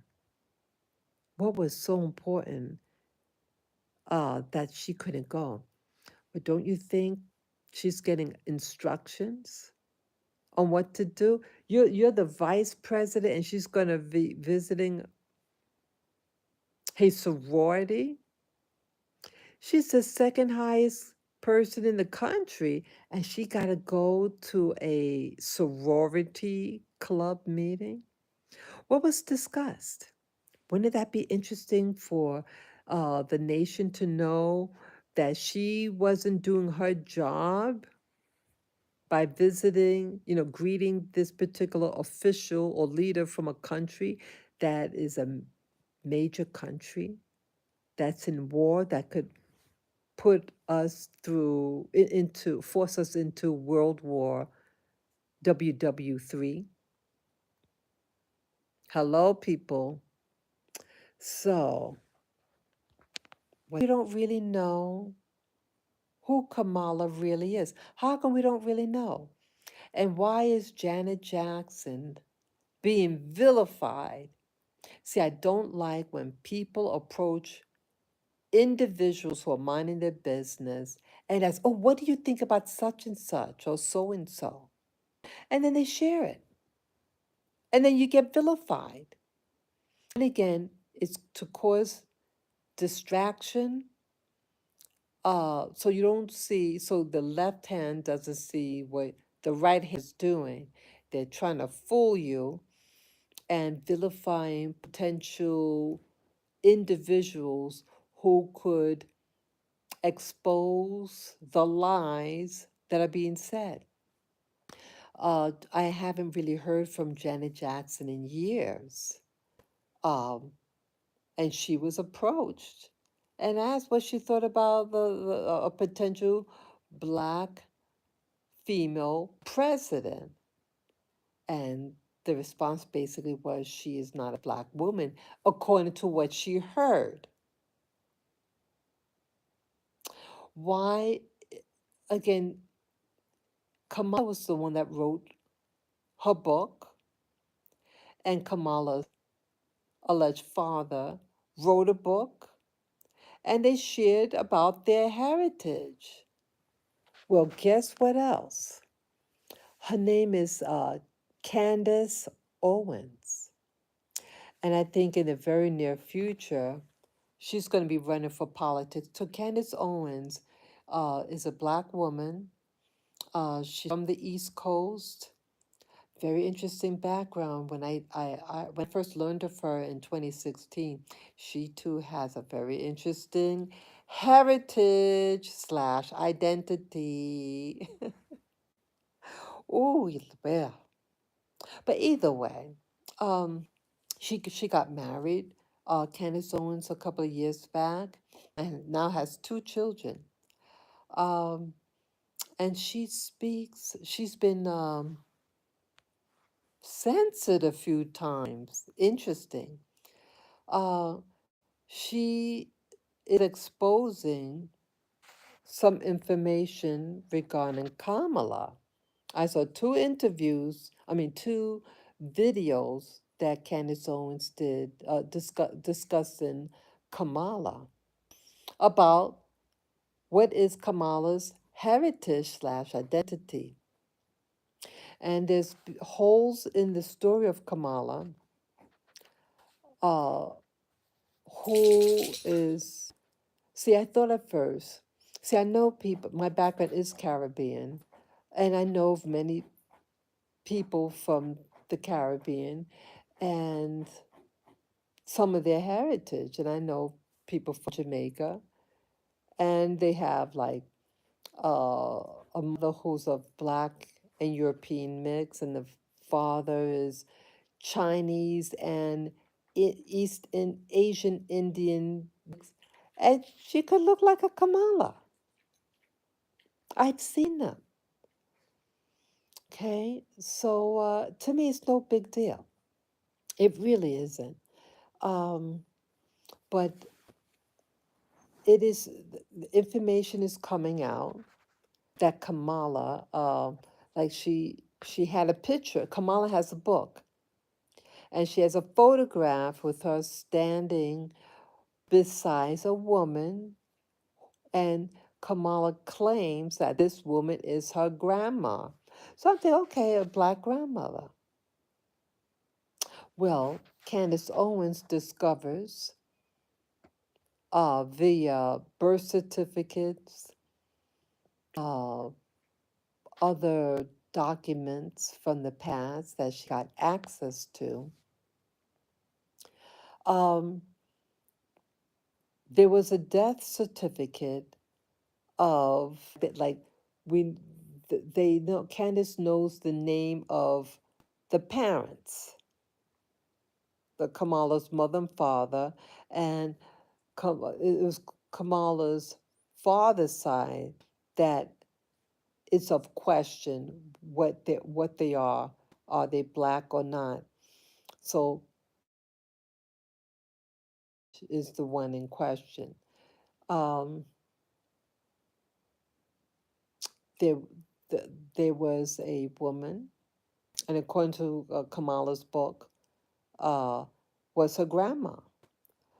But a document shows that they have acquired the birth certificate and the death certificate of this grandma. Okay, so how could the woman in the photo be her grandma, black grandmother, when documents, the death certificate of that woman indicated that she died of let's see, 2 or 4 years before Kamala was even born. Let me repeat. Kamala was born in 1964. Yeah, 1964. Around 1964, 63. Kamala is younger than me. But the records show that the lady died. Yeah, the lady died in 1960, 4 years before Kamala was even born. So who is she standing next to? A ghost? How could she be standing by her grandma if her grandma died before Kamala Harris was even born? How could that be? Hello? Identity is extremely important. So important that they have to hide your identity in American politics. Why did she put down that is the grandma? When if you know, and I'm pretty sure people like that know they're going to be running and being groomed to become or apply for the high position of President of the United States of America. You bet it's very important because you're saying, well, I have the right to run for office because of identity. There were other people in Black America who ran for presidency, clearly of Black heritage, and in the Americas for a long, generationally. But they were discouraged to apply for office. I remember when Jesse Jackson applied, ran for office. Shirley Chisholm ran for office, but it's like they're dismissed.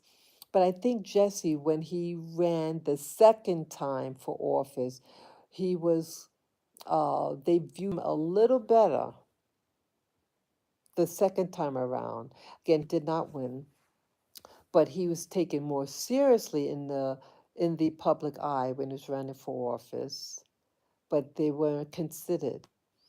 So only in American history was a so-called black person considered and validated to run for office was when they were of a particular heritage slash identity. They go hand in hand. They go hand in hand.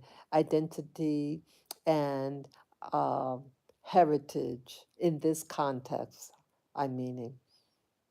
Obama was of mixed heritage, allegedly having a white mother and a black African father. And I'm even wondering whether the people that they show who is to be his parents, I question both parents, whether both of them really are his parents. Because everything seems to be hidden, even with Obama. Who is Obama? He even came out of really nowhere. He allegedly was born in Hawaii, and then there were certain things that seemed to be questionable where he was born. See, again, it's always a real problem with these people, so called people of color, and who are their parents?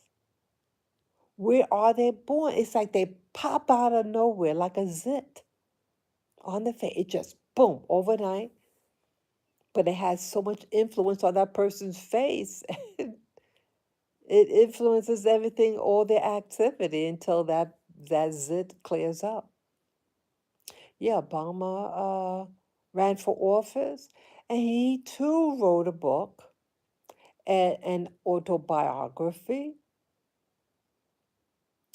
and then he ran for senator, and in less than 2 years, or less than 2 years in office, he becomes what do you call it,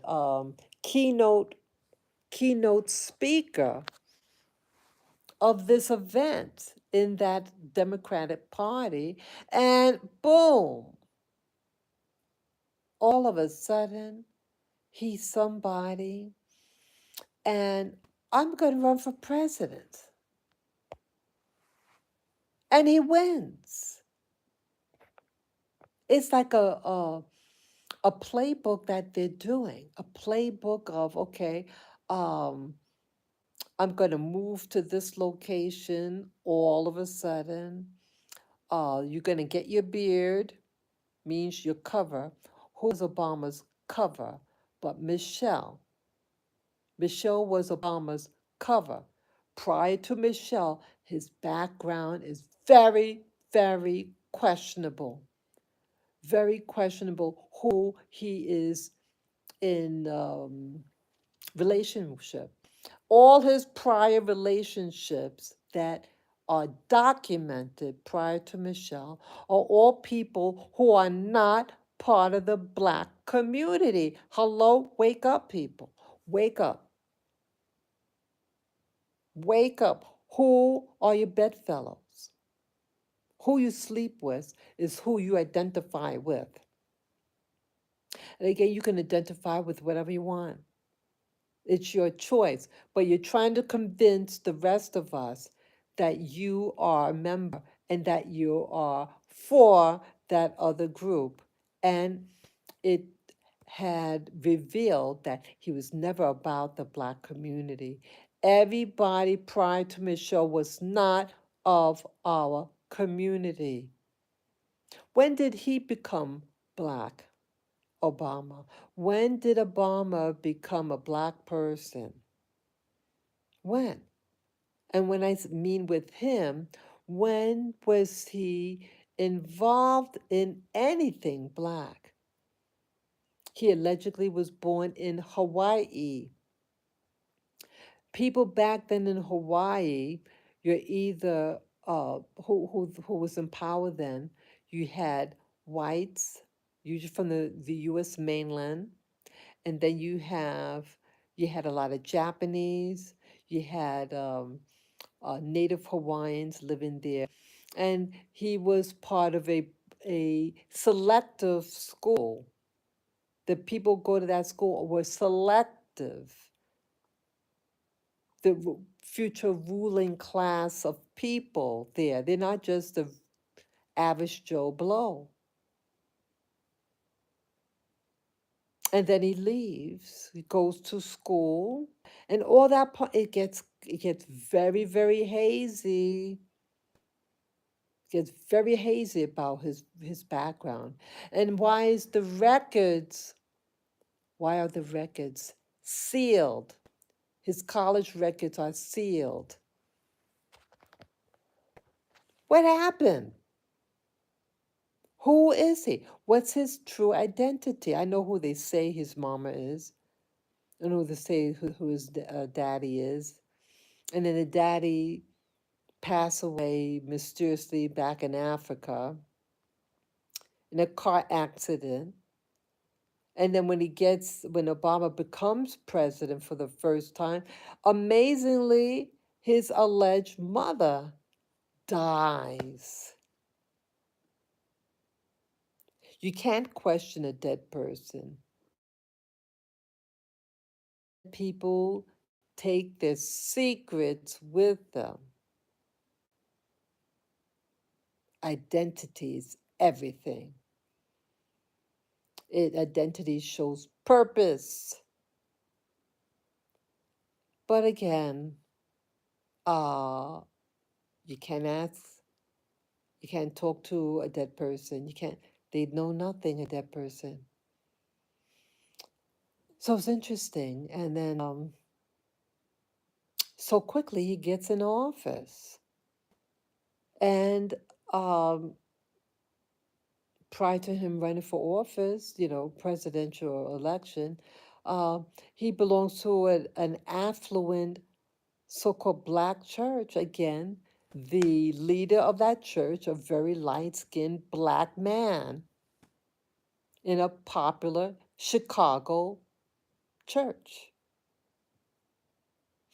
And he and Michelle go to that church. I think they were members of that church for 20 years. So again, he was being groomed to become a black person, black culturally, initiating him into the black American culture and experience, using Michelle as his beard. Beard means that's a slang term for cover. What was it covering? Well, again, he allegedly was born in Hawaii, and there are no black people back then in Hawaii, or if so, very little. And when I lived in Hawaii, and at least the statistics that I saw during that time, that there was 1% Black Americans that lived there. Yeah, very few blacks. I lived there for almost 3 years, and very few black people. And they're not like there. They're not like in Hawaii. Um, so we're really going back to when Obama was a child then, allegedly a child living there. He would not have been liked, and he would have been socially very questioned. Okay. Yeah, yeah, fish out of water. I mean, even the indigenous people there, the Native Hawaiians, are a dark-skinned race people, but the features are different. And again, he wouldn't be talking like the people, the indigenous people that live there. They would talk differently. Uh, yeah, they talk differently in Hawaii. The English is different. um, so either way, so they have to change him. So he's has a Pacific Island introduction, but in a selective class of people there, a higher social economic group there, and being educated there, and then mysteriously, gray area, that he went to some college on the West Coast, and then pops up in Columbia University in New York City, allegedly. Um, but I think his records are sealed. That's a very I know of an individual that went to that school in 1980. Yeah, Obama is just a little older than me. Yeah, he was born in 61. I was born in late 62. Yeah, and back then, Columbia University in New York City is not a school with a lot of black people, even by the time my friend went to that college. Um, yeah, people would know you. People would know who you are. They would be able to remember you if you went to that school, because there's very few black people, and blacks were not liked. I met people that went to that school. I went. There was a party, and yes, she didn't like us at the party.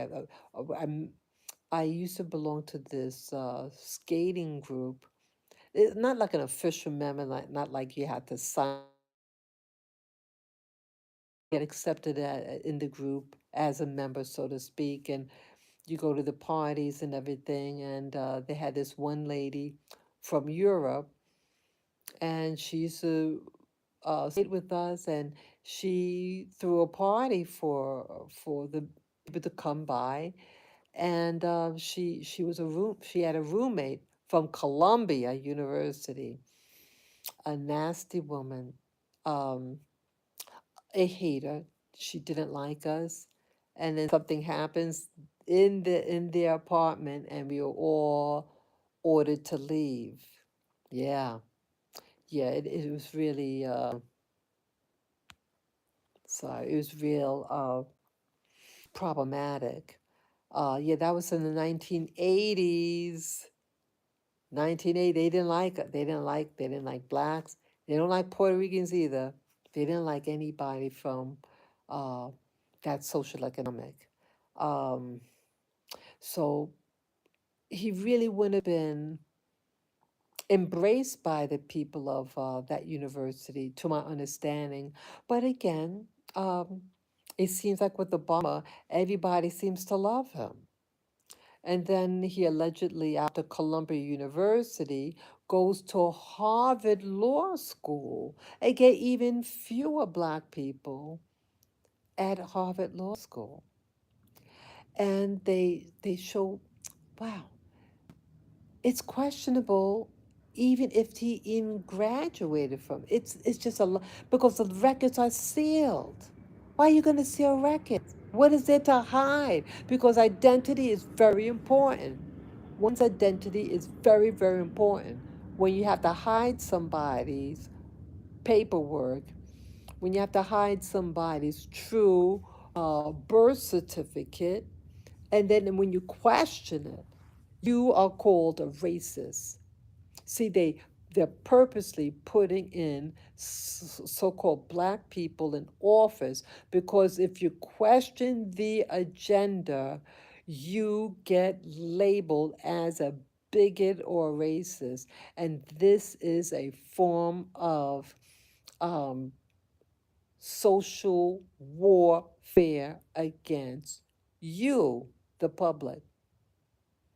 And they're putting these people, so-called people of color slash black people, to do assignments. They're all in these organizations, sororities, fraternities, these Masonic type organizations. And then they're being activated to do certain tasks. And it seems as though Kamala is is doing following the same patterns of all these other people, whether they're running for political office, whether they're in uh, NOI organization, or any other organization. It seems the same pattern is always being used the same way. A always a question about who their daddy is, who's the father, where did they go, where did they come from, where did they live, who were their friends, who were their friends, who's Kamala's friend, who is Kamala's friend, who are they,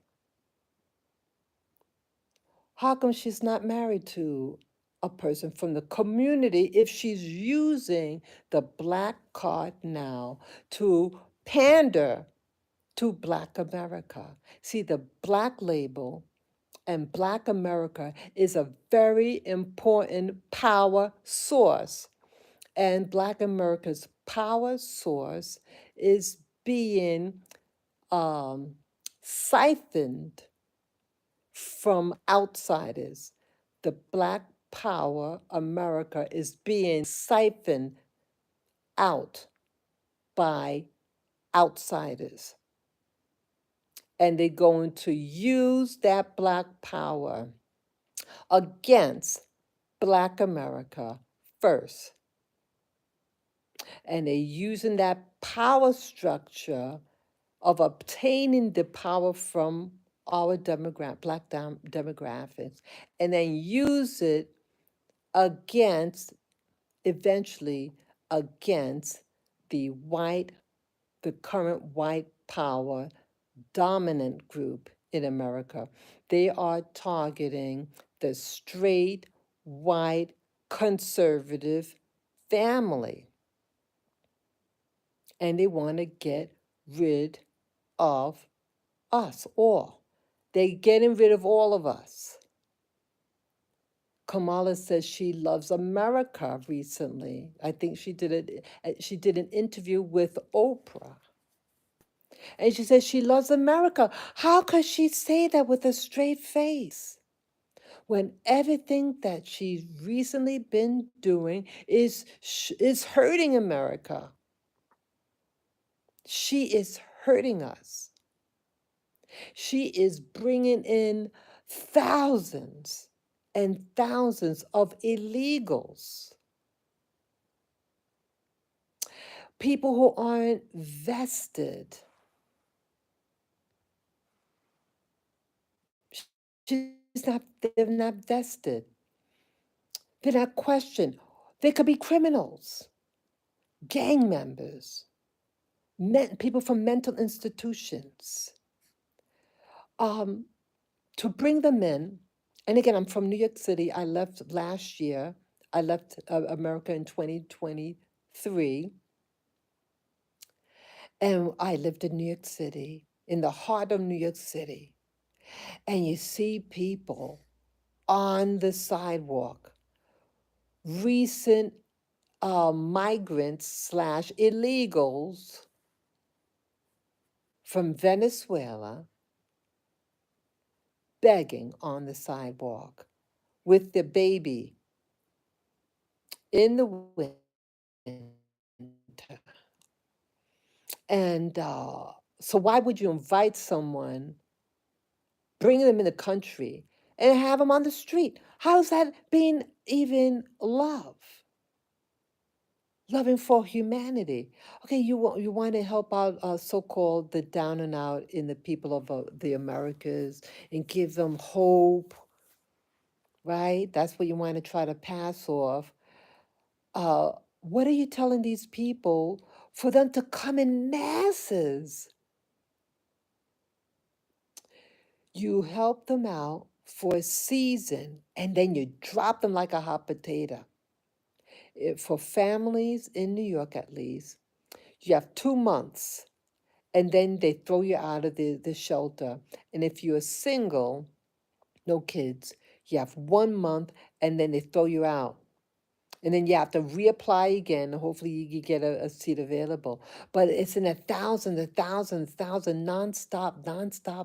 They're coming in.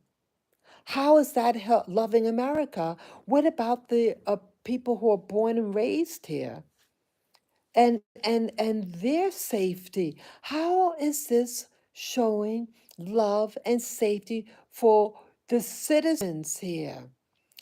We are not being employed.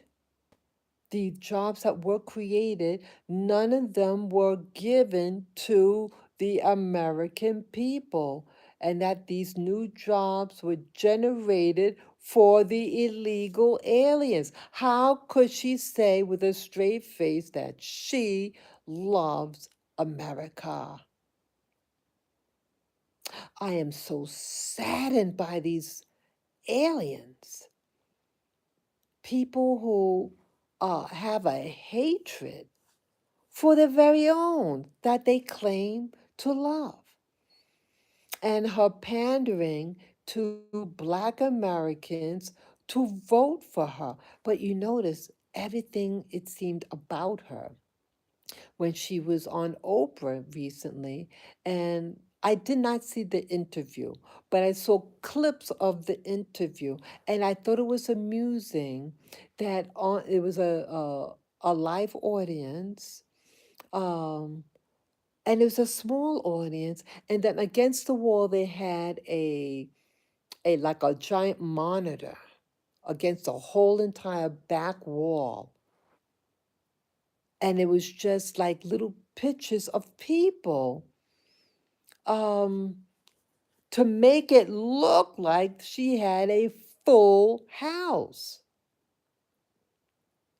Phony, people, phony. If she were that popular, you would have that thing filled, but it had like a screen of people on a monitor, little faces, people over, to make it look like the whole room was filled with people. No, they had to get a monitor and show it against the wall behind the real people that were in the audience, a small audience. How come she doesn't fill up a whole stadium of people? And it seems like everything she says is really about what she's doing, and she's attributing the badness and attributing it to her political opponents. And it's like the pot calling the kettle something else. And I'm very discouraged about what I see what's happening, the seduction of America, uh, to be told that something is one thing and it is not. That is what I'm concerned about. People have a right to, what their own identity is. But when that identity keeps on changing, or when it's discovered that what is said about someone, say, oh, you're Black grandma, and you have a book, and you're standing next to this woman, and she has a baby picture of her sitting on her grandma's lap, but the death certificate indicated her grandma died 4 years before she was born. So how could that be her grandma? Why lie about who your grandma is? Why? People, why? If anybody's watching, any Jamaicans out there, any Jamaicans listening, or people who have Jamaican friends, ask them. I used to live in the Caribbean, not in Jamaica, but people know other people. If there are Jamaicans out there, and you want to know, hey, if someone trying to pass as somebody in Jamaica, Jamaicans know other Jamaicans. People know whose family you belong to, right? They would know. Ask, hey, who is she? Who was the grandparents? Where do they live? Who's their heritage? Who are they? People. Anybody knew Kamala in Canada? Who was she in Canada? Did she have Black friends in Canada? Was she part of the Black community in Canada? What community? She lived with her Indian mother. And again, nothing wrong with it. Nothing wrong with being Indian. But it's about identity. Who you raised as? Who are you?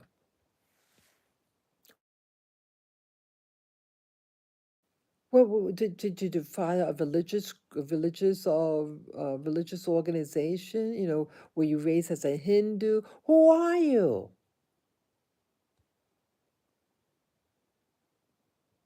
And why did she come back to America? It seems that, see, like how the things repeat. History keeps repeating itself. Kamala's background. She got a book. She made claims in the book.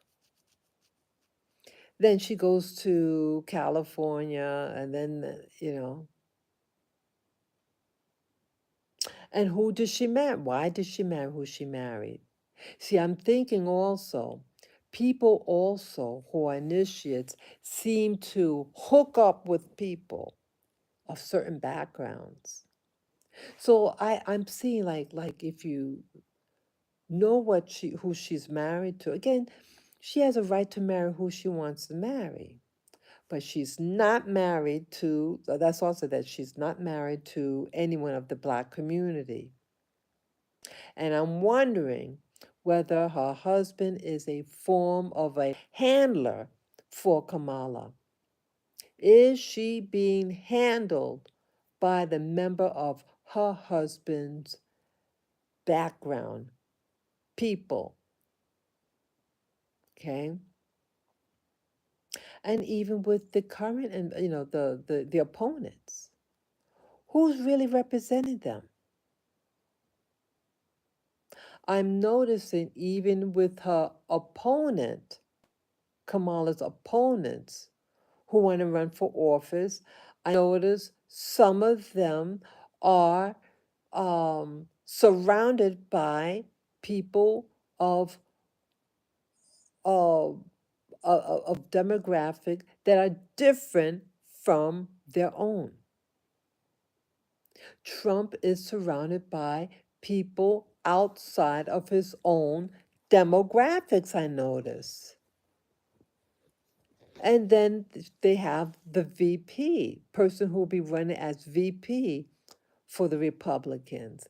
And lo and behold, who is the VP, the potential VP, married to? Someone from India.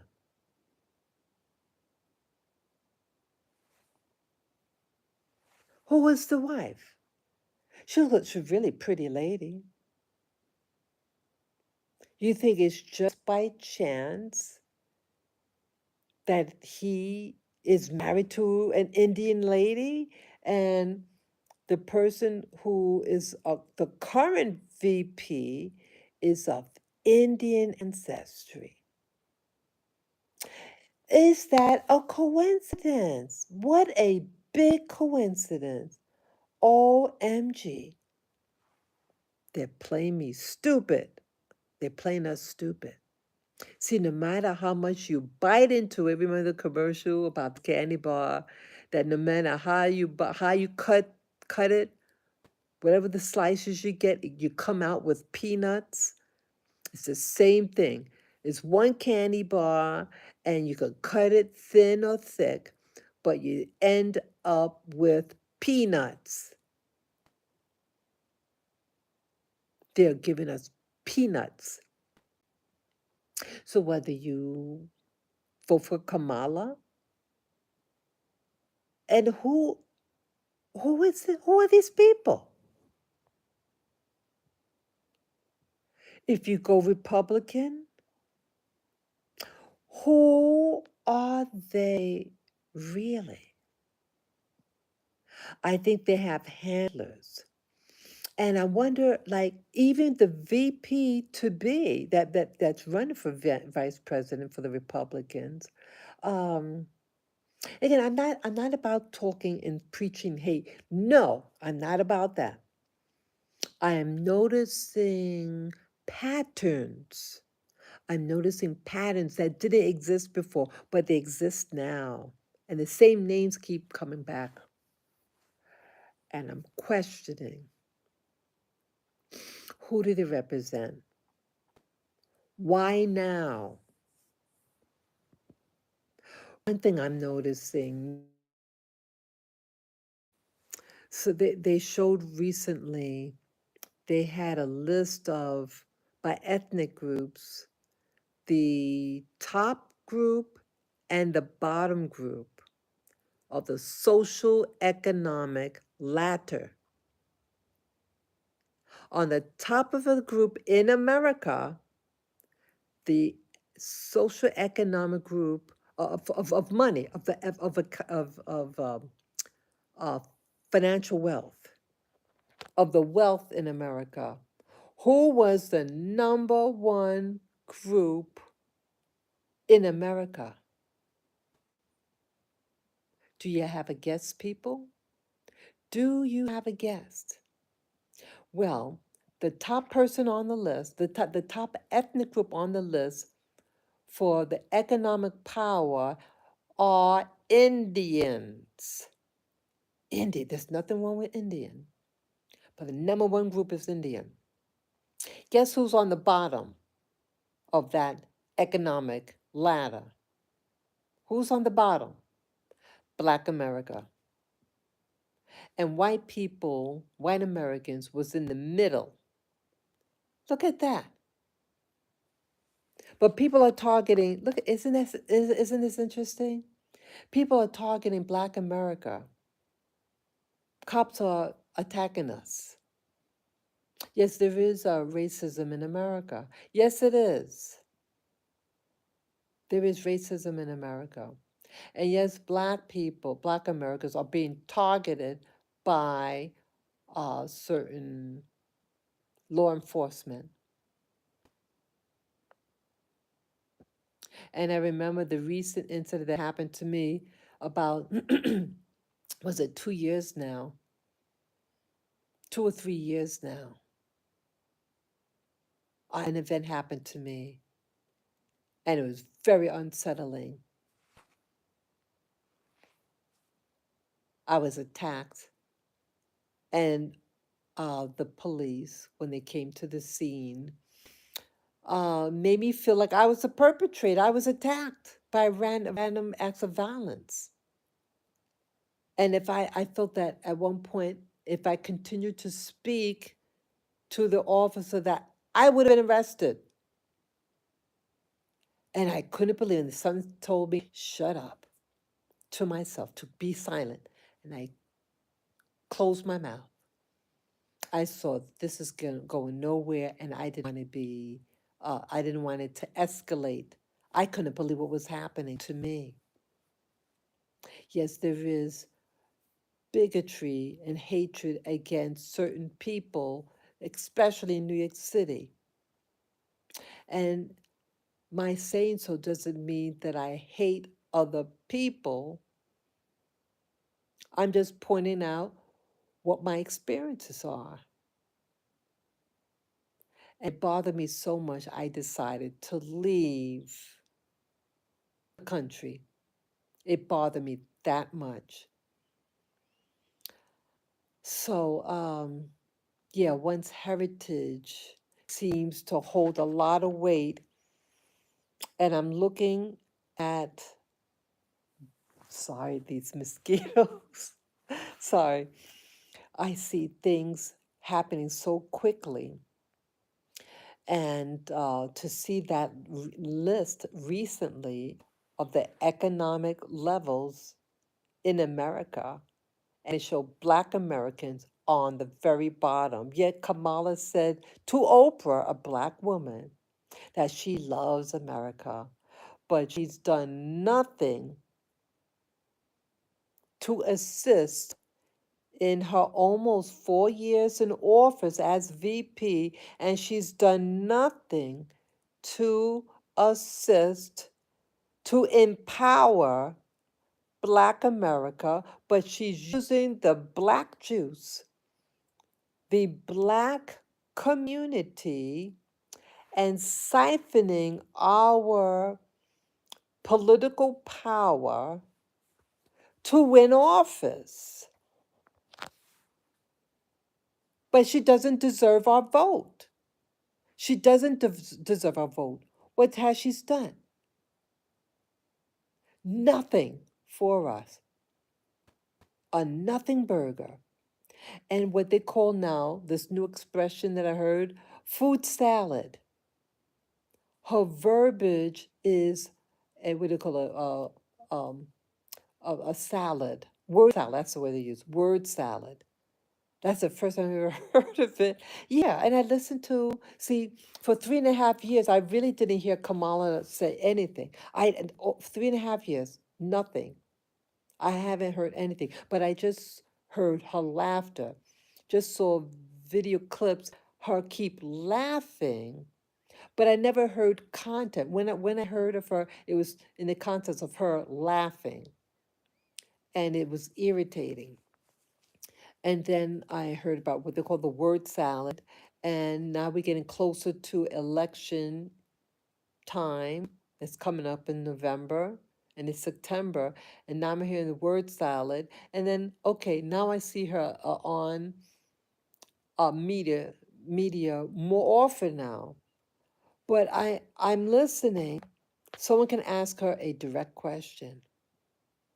And when she interviewed on by Oprah recently what they call word salad.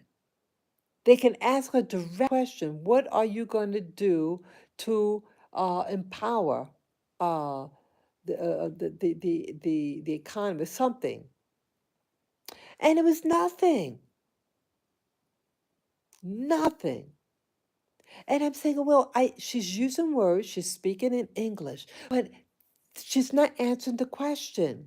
Everything is flowery words of emotions. I don't need emotions. I need answers. What are you going to do? What is your first priority once you get into office? I don't want to hear about joy and love and oh, feel good.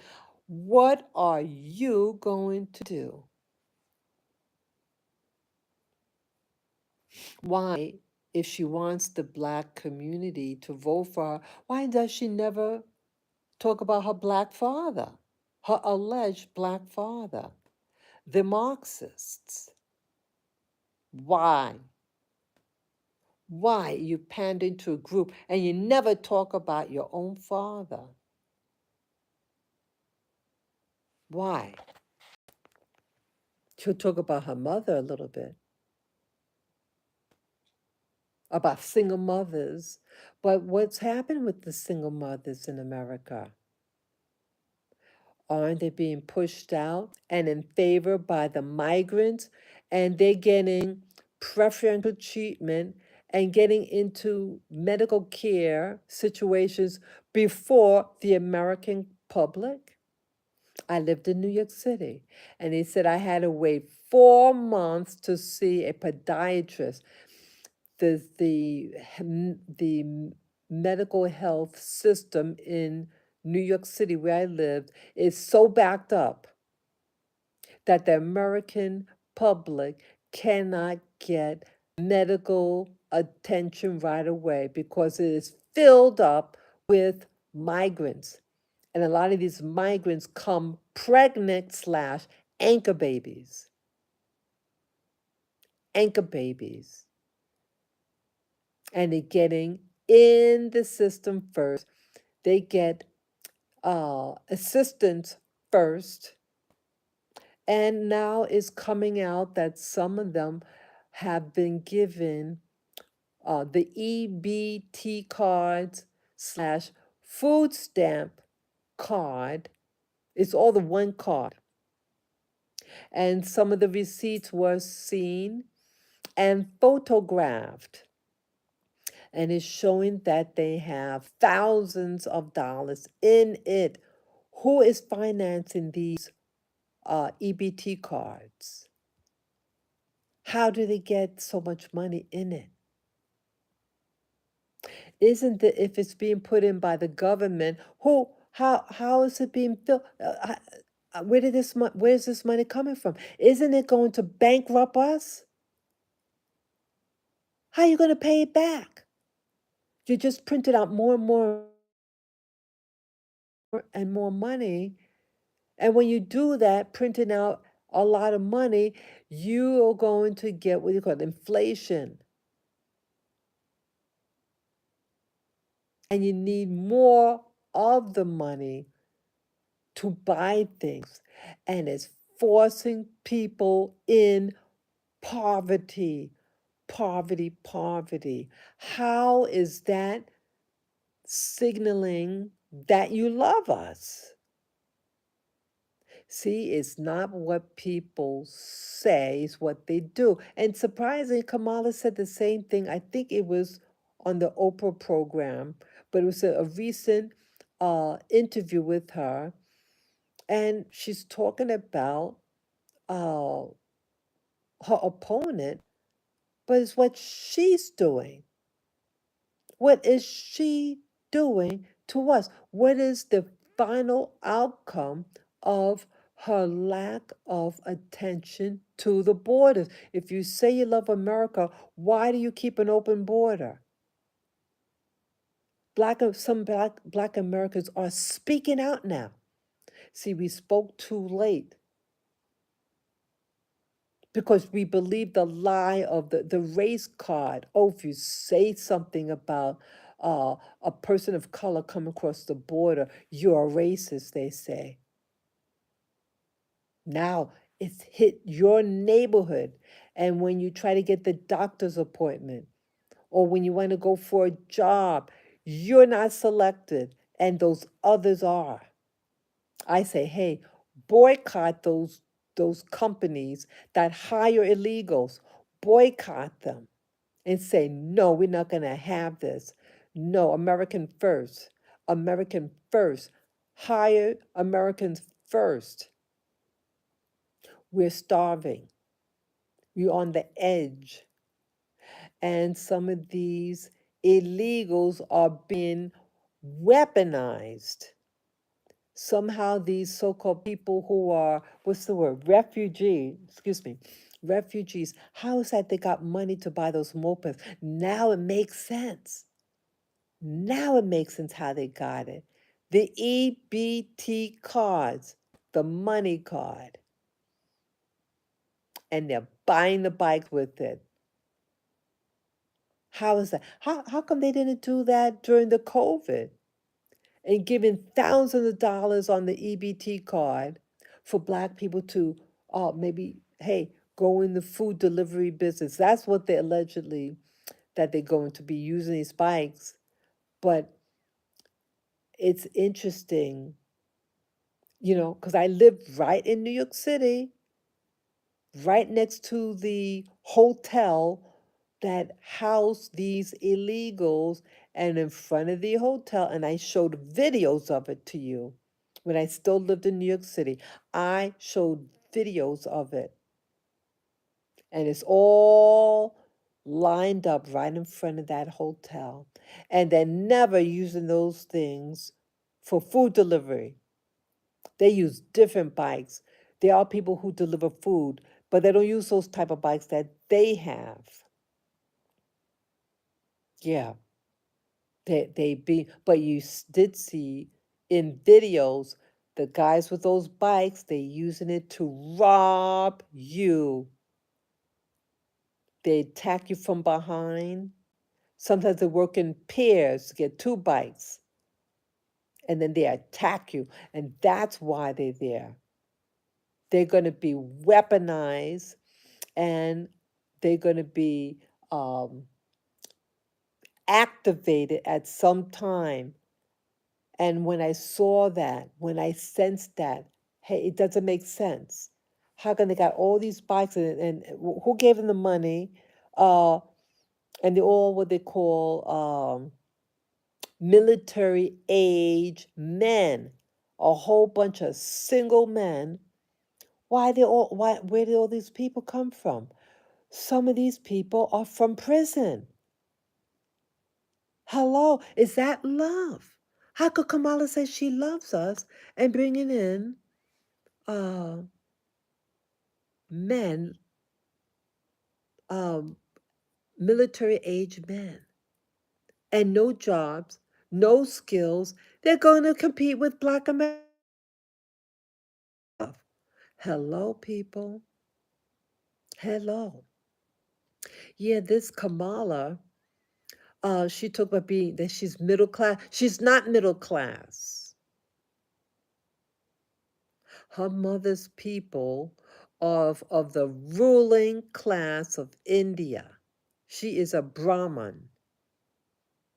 A Brahmin. That is the top of the social economic of India. Her father is from a heritage of affluent Jamaican families. They were slave owners. They own massive amount of land and a town named after that person. So how could she say she's middle class? How could poor, just average middle class people, how could that they come to the country and go to school here? Did you know that when you are a foreigner and you go into the schools and colleges, private schools in America, you pay a higher fee? It's more money when you are an international student and going to these schools. Okay. Now again, Kamala was born in America, but not her father. But her father went to school here in America. The father went to college here in America, so you would have to pay the international college tuition fee, which is higher. And Kamala's mother.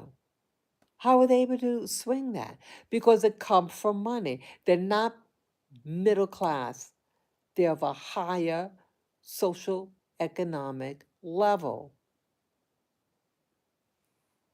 And at some point, Kamala and her mom moved to Canada. And it's for a reason. People, those of you who have time, why don't you investigate it and share on the social media who she is. Why? Why did it come? Why did she leave and then come back? She has nothing to do with the Black American community. And now she's stealing and trying to manipulate us to vote for her, to sponsor her. No one knew about her and no one wanted her when she first ran for president. She had a drought. Then, for whatever reason, Biden is acting the way he is, and she covered for him. That's what's bothering me about her. She would know what is happening with Biden and covering up.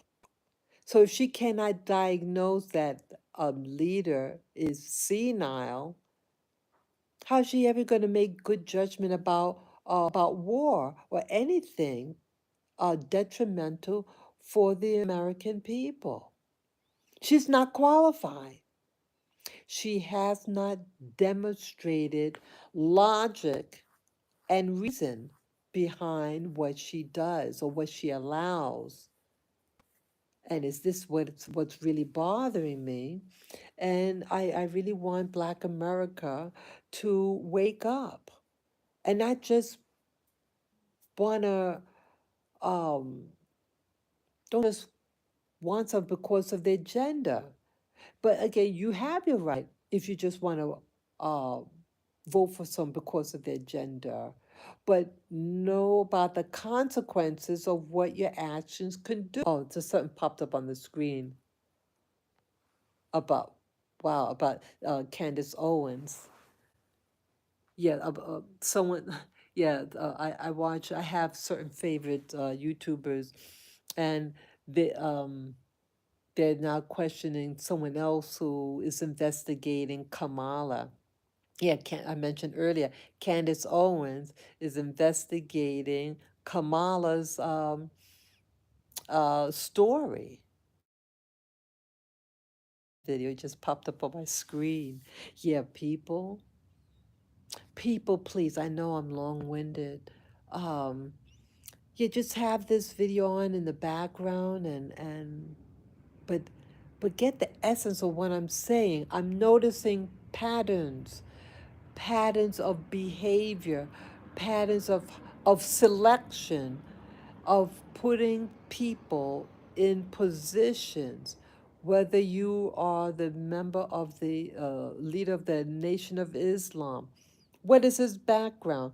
What has he done in the Black community? Yeah, the organization talks about Black empowerment, yet they have people who look a little different than the majority of the Black people who they're supposed to represent. Questionable background, questionable heritage, parentage, but yet they want you to listen to them. But yet their own organization, they say one thing and then they say something else. First, they said that the originator of the organization was of a Black mother and a white father, and then they switched it. No, he had a white mother and a Black father. Which one is it? And it's their own organization that's speaking that share that information, their own heritage. Who is that? Who is the leader?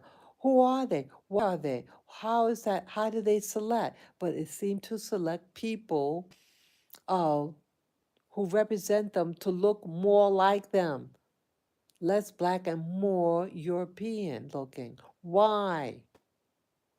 Why? You got to ask yourself why. Why do they cover their own identity of leadership? Because it's who they represent. And the secret is there. Once you expose the identity of their true heritage, it's going to explain what their possible agenda is all about. That is the key message of this live stream. So whether you're the leader of the NOI, Nation of Islam, whether you're Obama, okay, and his alleged background, again, he had a book. Obama has a book too on his heritage, and it's questionable. Who were the people that he associated with is of question. Who was he dating? That is of question. None of them were black. Then he's eventually brought over to Chicago and meets Michelle, and the formation of the so-called black man, and he has it down packed, and he's influencing so many black people, and they voted for him. I voted for him, but I did not vote for him because he's a black man. I did not, the person I wanted to was not on the ballot, and I had to make a decision. I said, I'll give this guy a chance. And he blew it for us. He blew it and used the black card power to get ahead and then dumped us. Now, uh, uh, what's her name? Kamala is pretty much the same thing. Questionable background, was born here, moved to Canada, and then for college she comes to a black college, becomes a sorority, has a membership with the sorority there, and that sorority had so much influence on her that she didn't recently go to meet as a vice president. She snubbed this leader of this country from the Middle East that's at war now. What was more important? To meet up with the officials there of that country in the Middle East, or her sorority? She's letting you know she's about the agenda of her sorority. And already shared early in this video that the members of these sororities tend to pick people who look certain ways, usually people of mixed heritage. That's who they, and they try to target a relative of mine. And the person said no, they didn't want to belong. Thank God they did that. But later on, I found out that the kid did join a sorority. Hello. They may not ask you right away to do something. They can wait 20, 30 years, and then later on, they're going to come knocking on your door, and you have to obey them. And it seems like Kamala had to obey her sorority even as the vice president. And a lot of these sororities and fraternities, they're international. They're not just in America. They're in Africa, they're in the Caribbean, and they go on their assignments. And they travel to these people. And they're never about you. They're about the agenda. They're about those organizations. And it should be exposed, these organizations, when you're running for office. Or look at Bush. He belonged to an organization. Oh, it's a secret. We can't talk about it. Well, you're going to be running the country, and you're going to be making policies and procedures. And so, isn't that organization going to influence you on what policies to make? What policies are going to benefit that organization? People were being taken over. We're being taken over. And you got to wake up. You got to wake up. They're doing things, and it's not to your benefit. Yes, that is my message in all this. And I try to be thorough, and I hope I made sense. Again, it is your choice who you want to vote for, it is your choice who you like. But I'm just showing and sharing with you patterns of behavior, patterns of certain organizations being um, influenced, that are influencing people in office and what their possible agenda is, and you're being lied to. For whatever reason, they're really focusing on the Black community to win public office, but in the end, Black America is on the bottom of the social economic, and the current administration said that they love America, yet are doing policies that hurt Black Americans first. They're trying to crumble us first, and then their agenda is to remove the straight, white, conservative male and his family. That is the ultimate goal, what they're doing to destroy the foundation of America and to put in communism slash one world governance. That is the story. Okay. Let me know what you think. You can share your comments below. Share this video out with people that you think might enjoy it. I thank you again. Peace, love, joy, and safety to those who watch this video. Okay? Stay awake, people. Be aware what is happening with you, and you choose wisely for yourself what is going to help your personal life and family. Bye bye.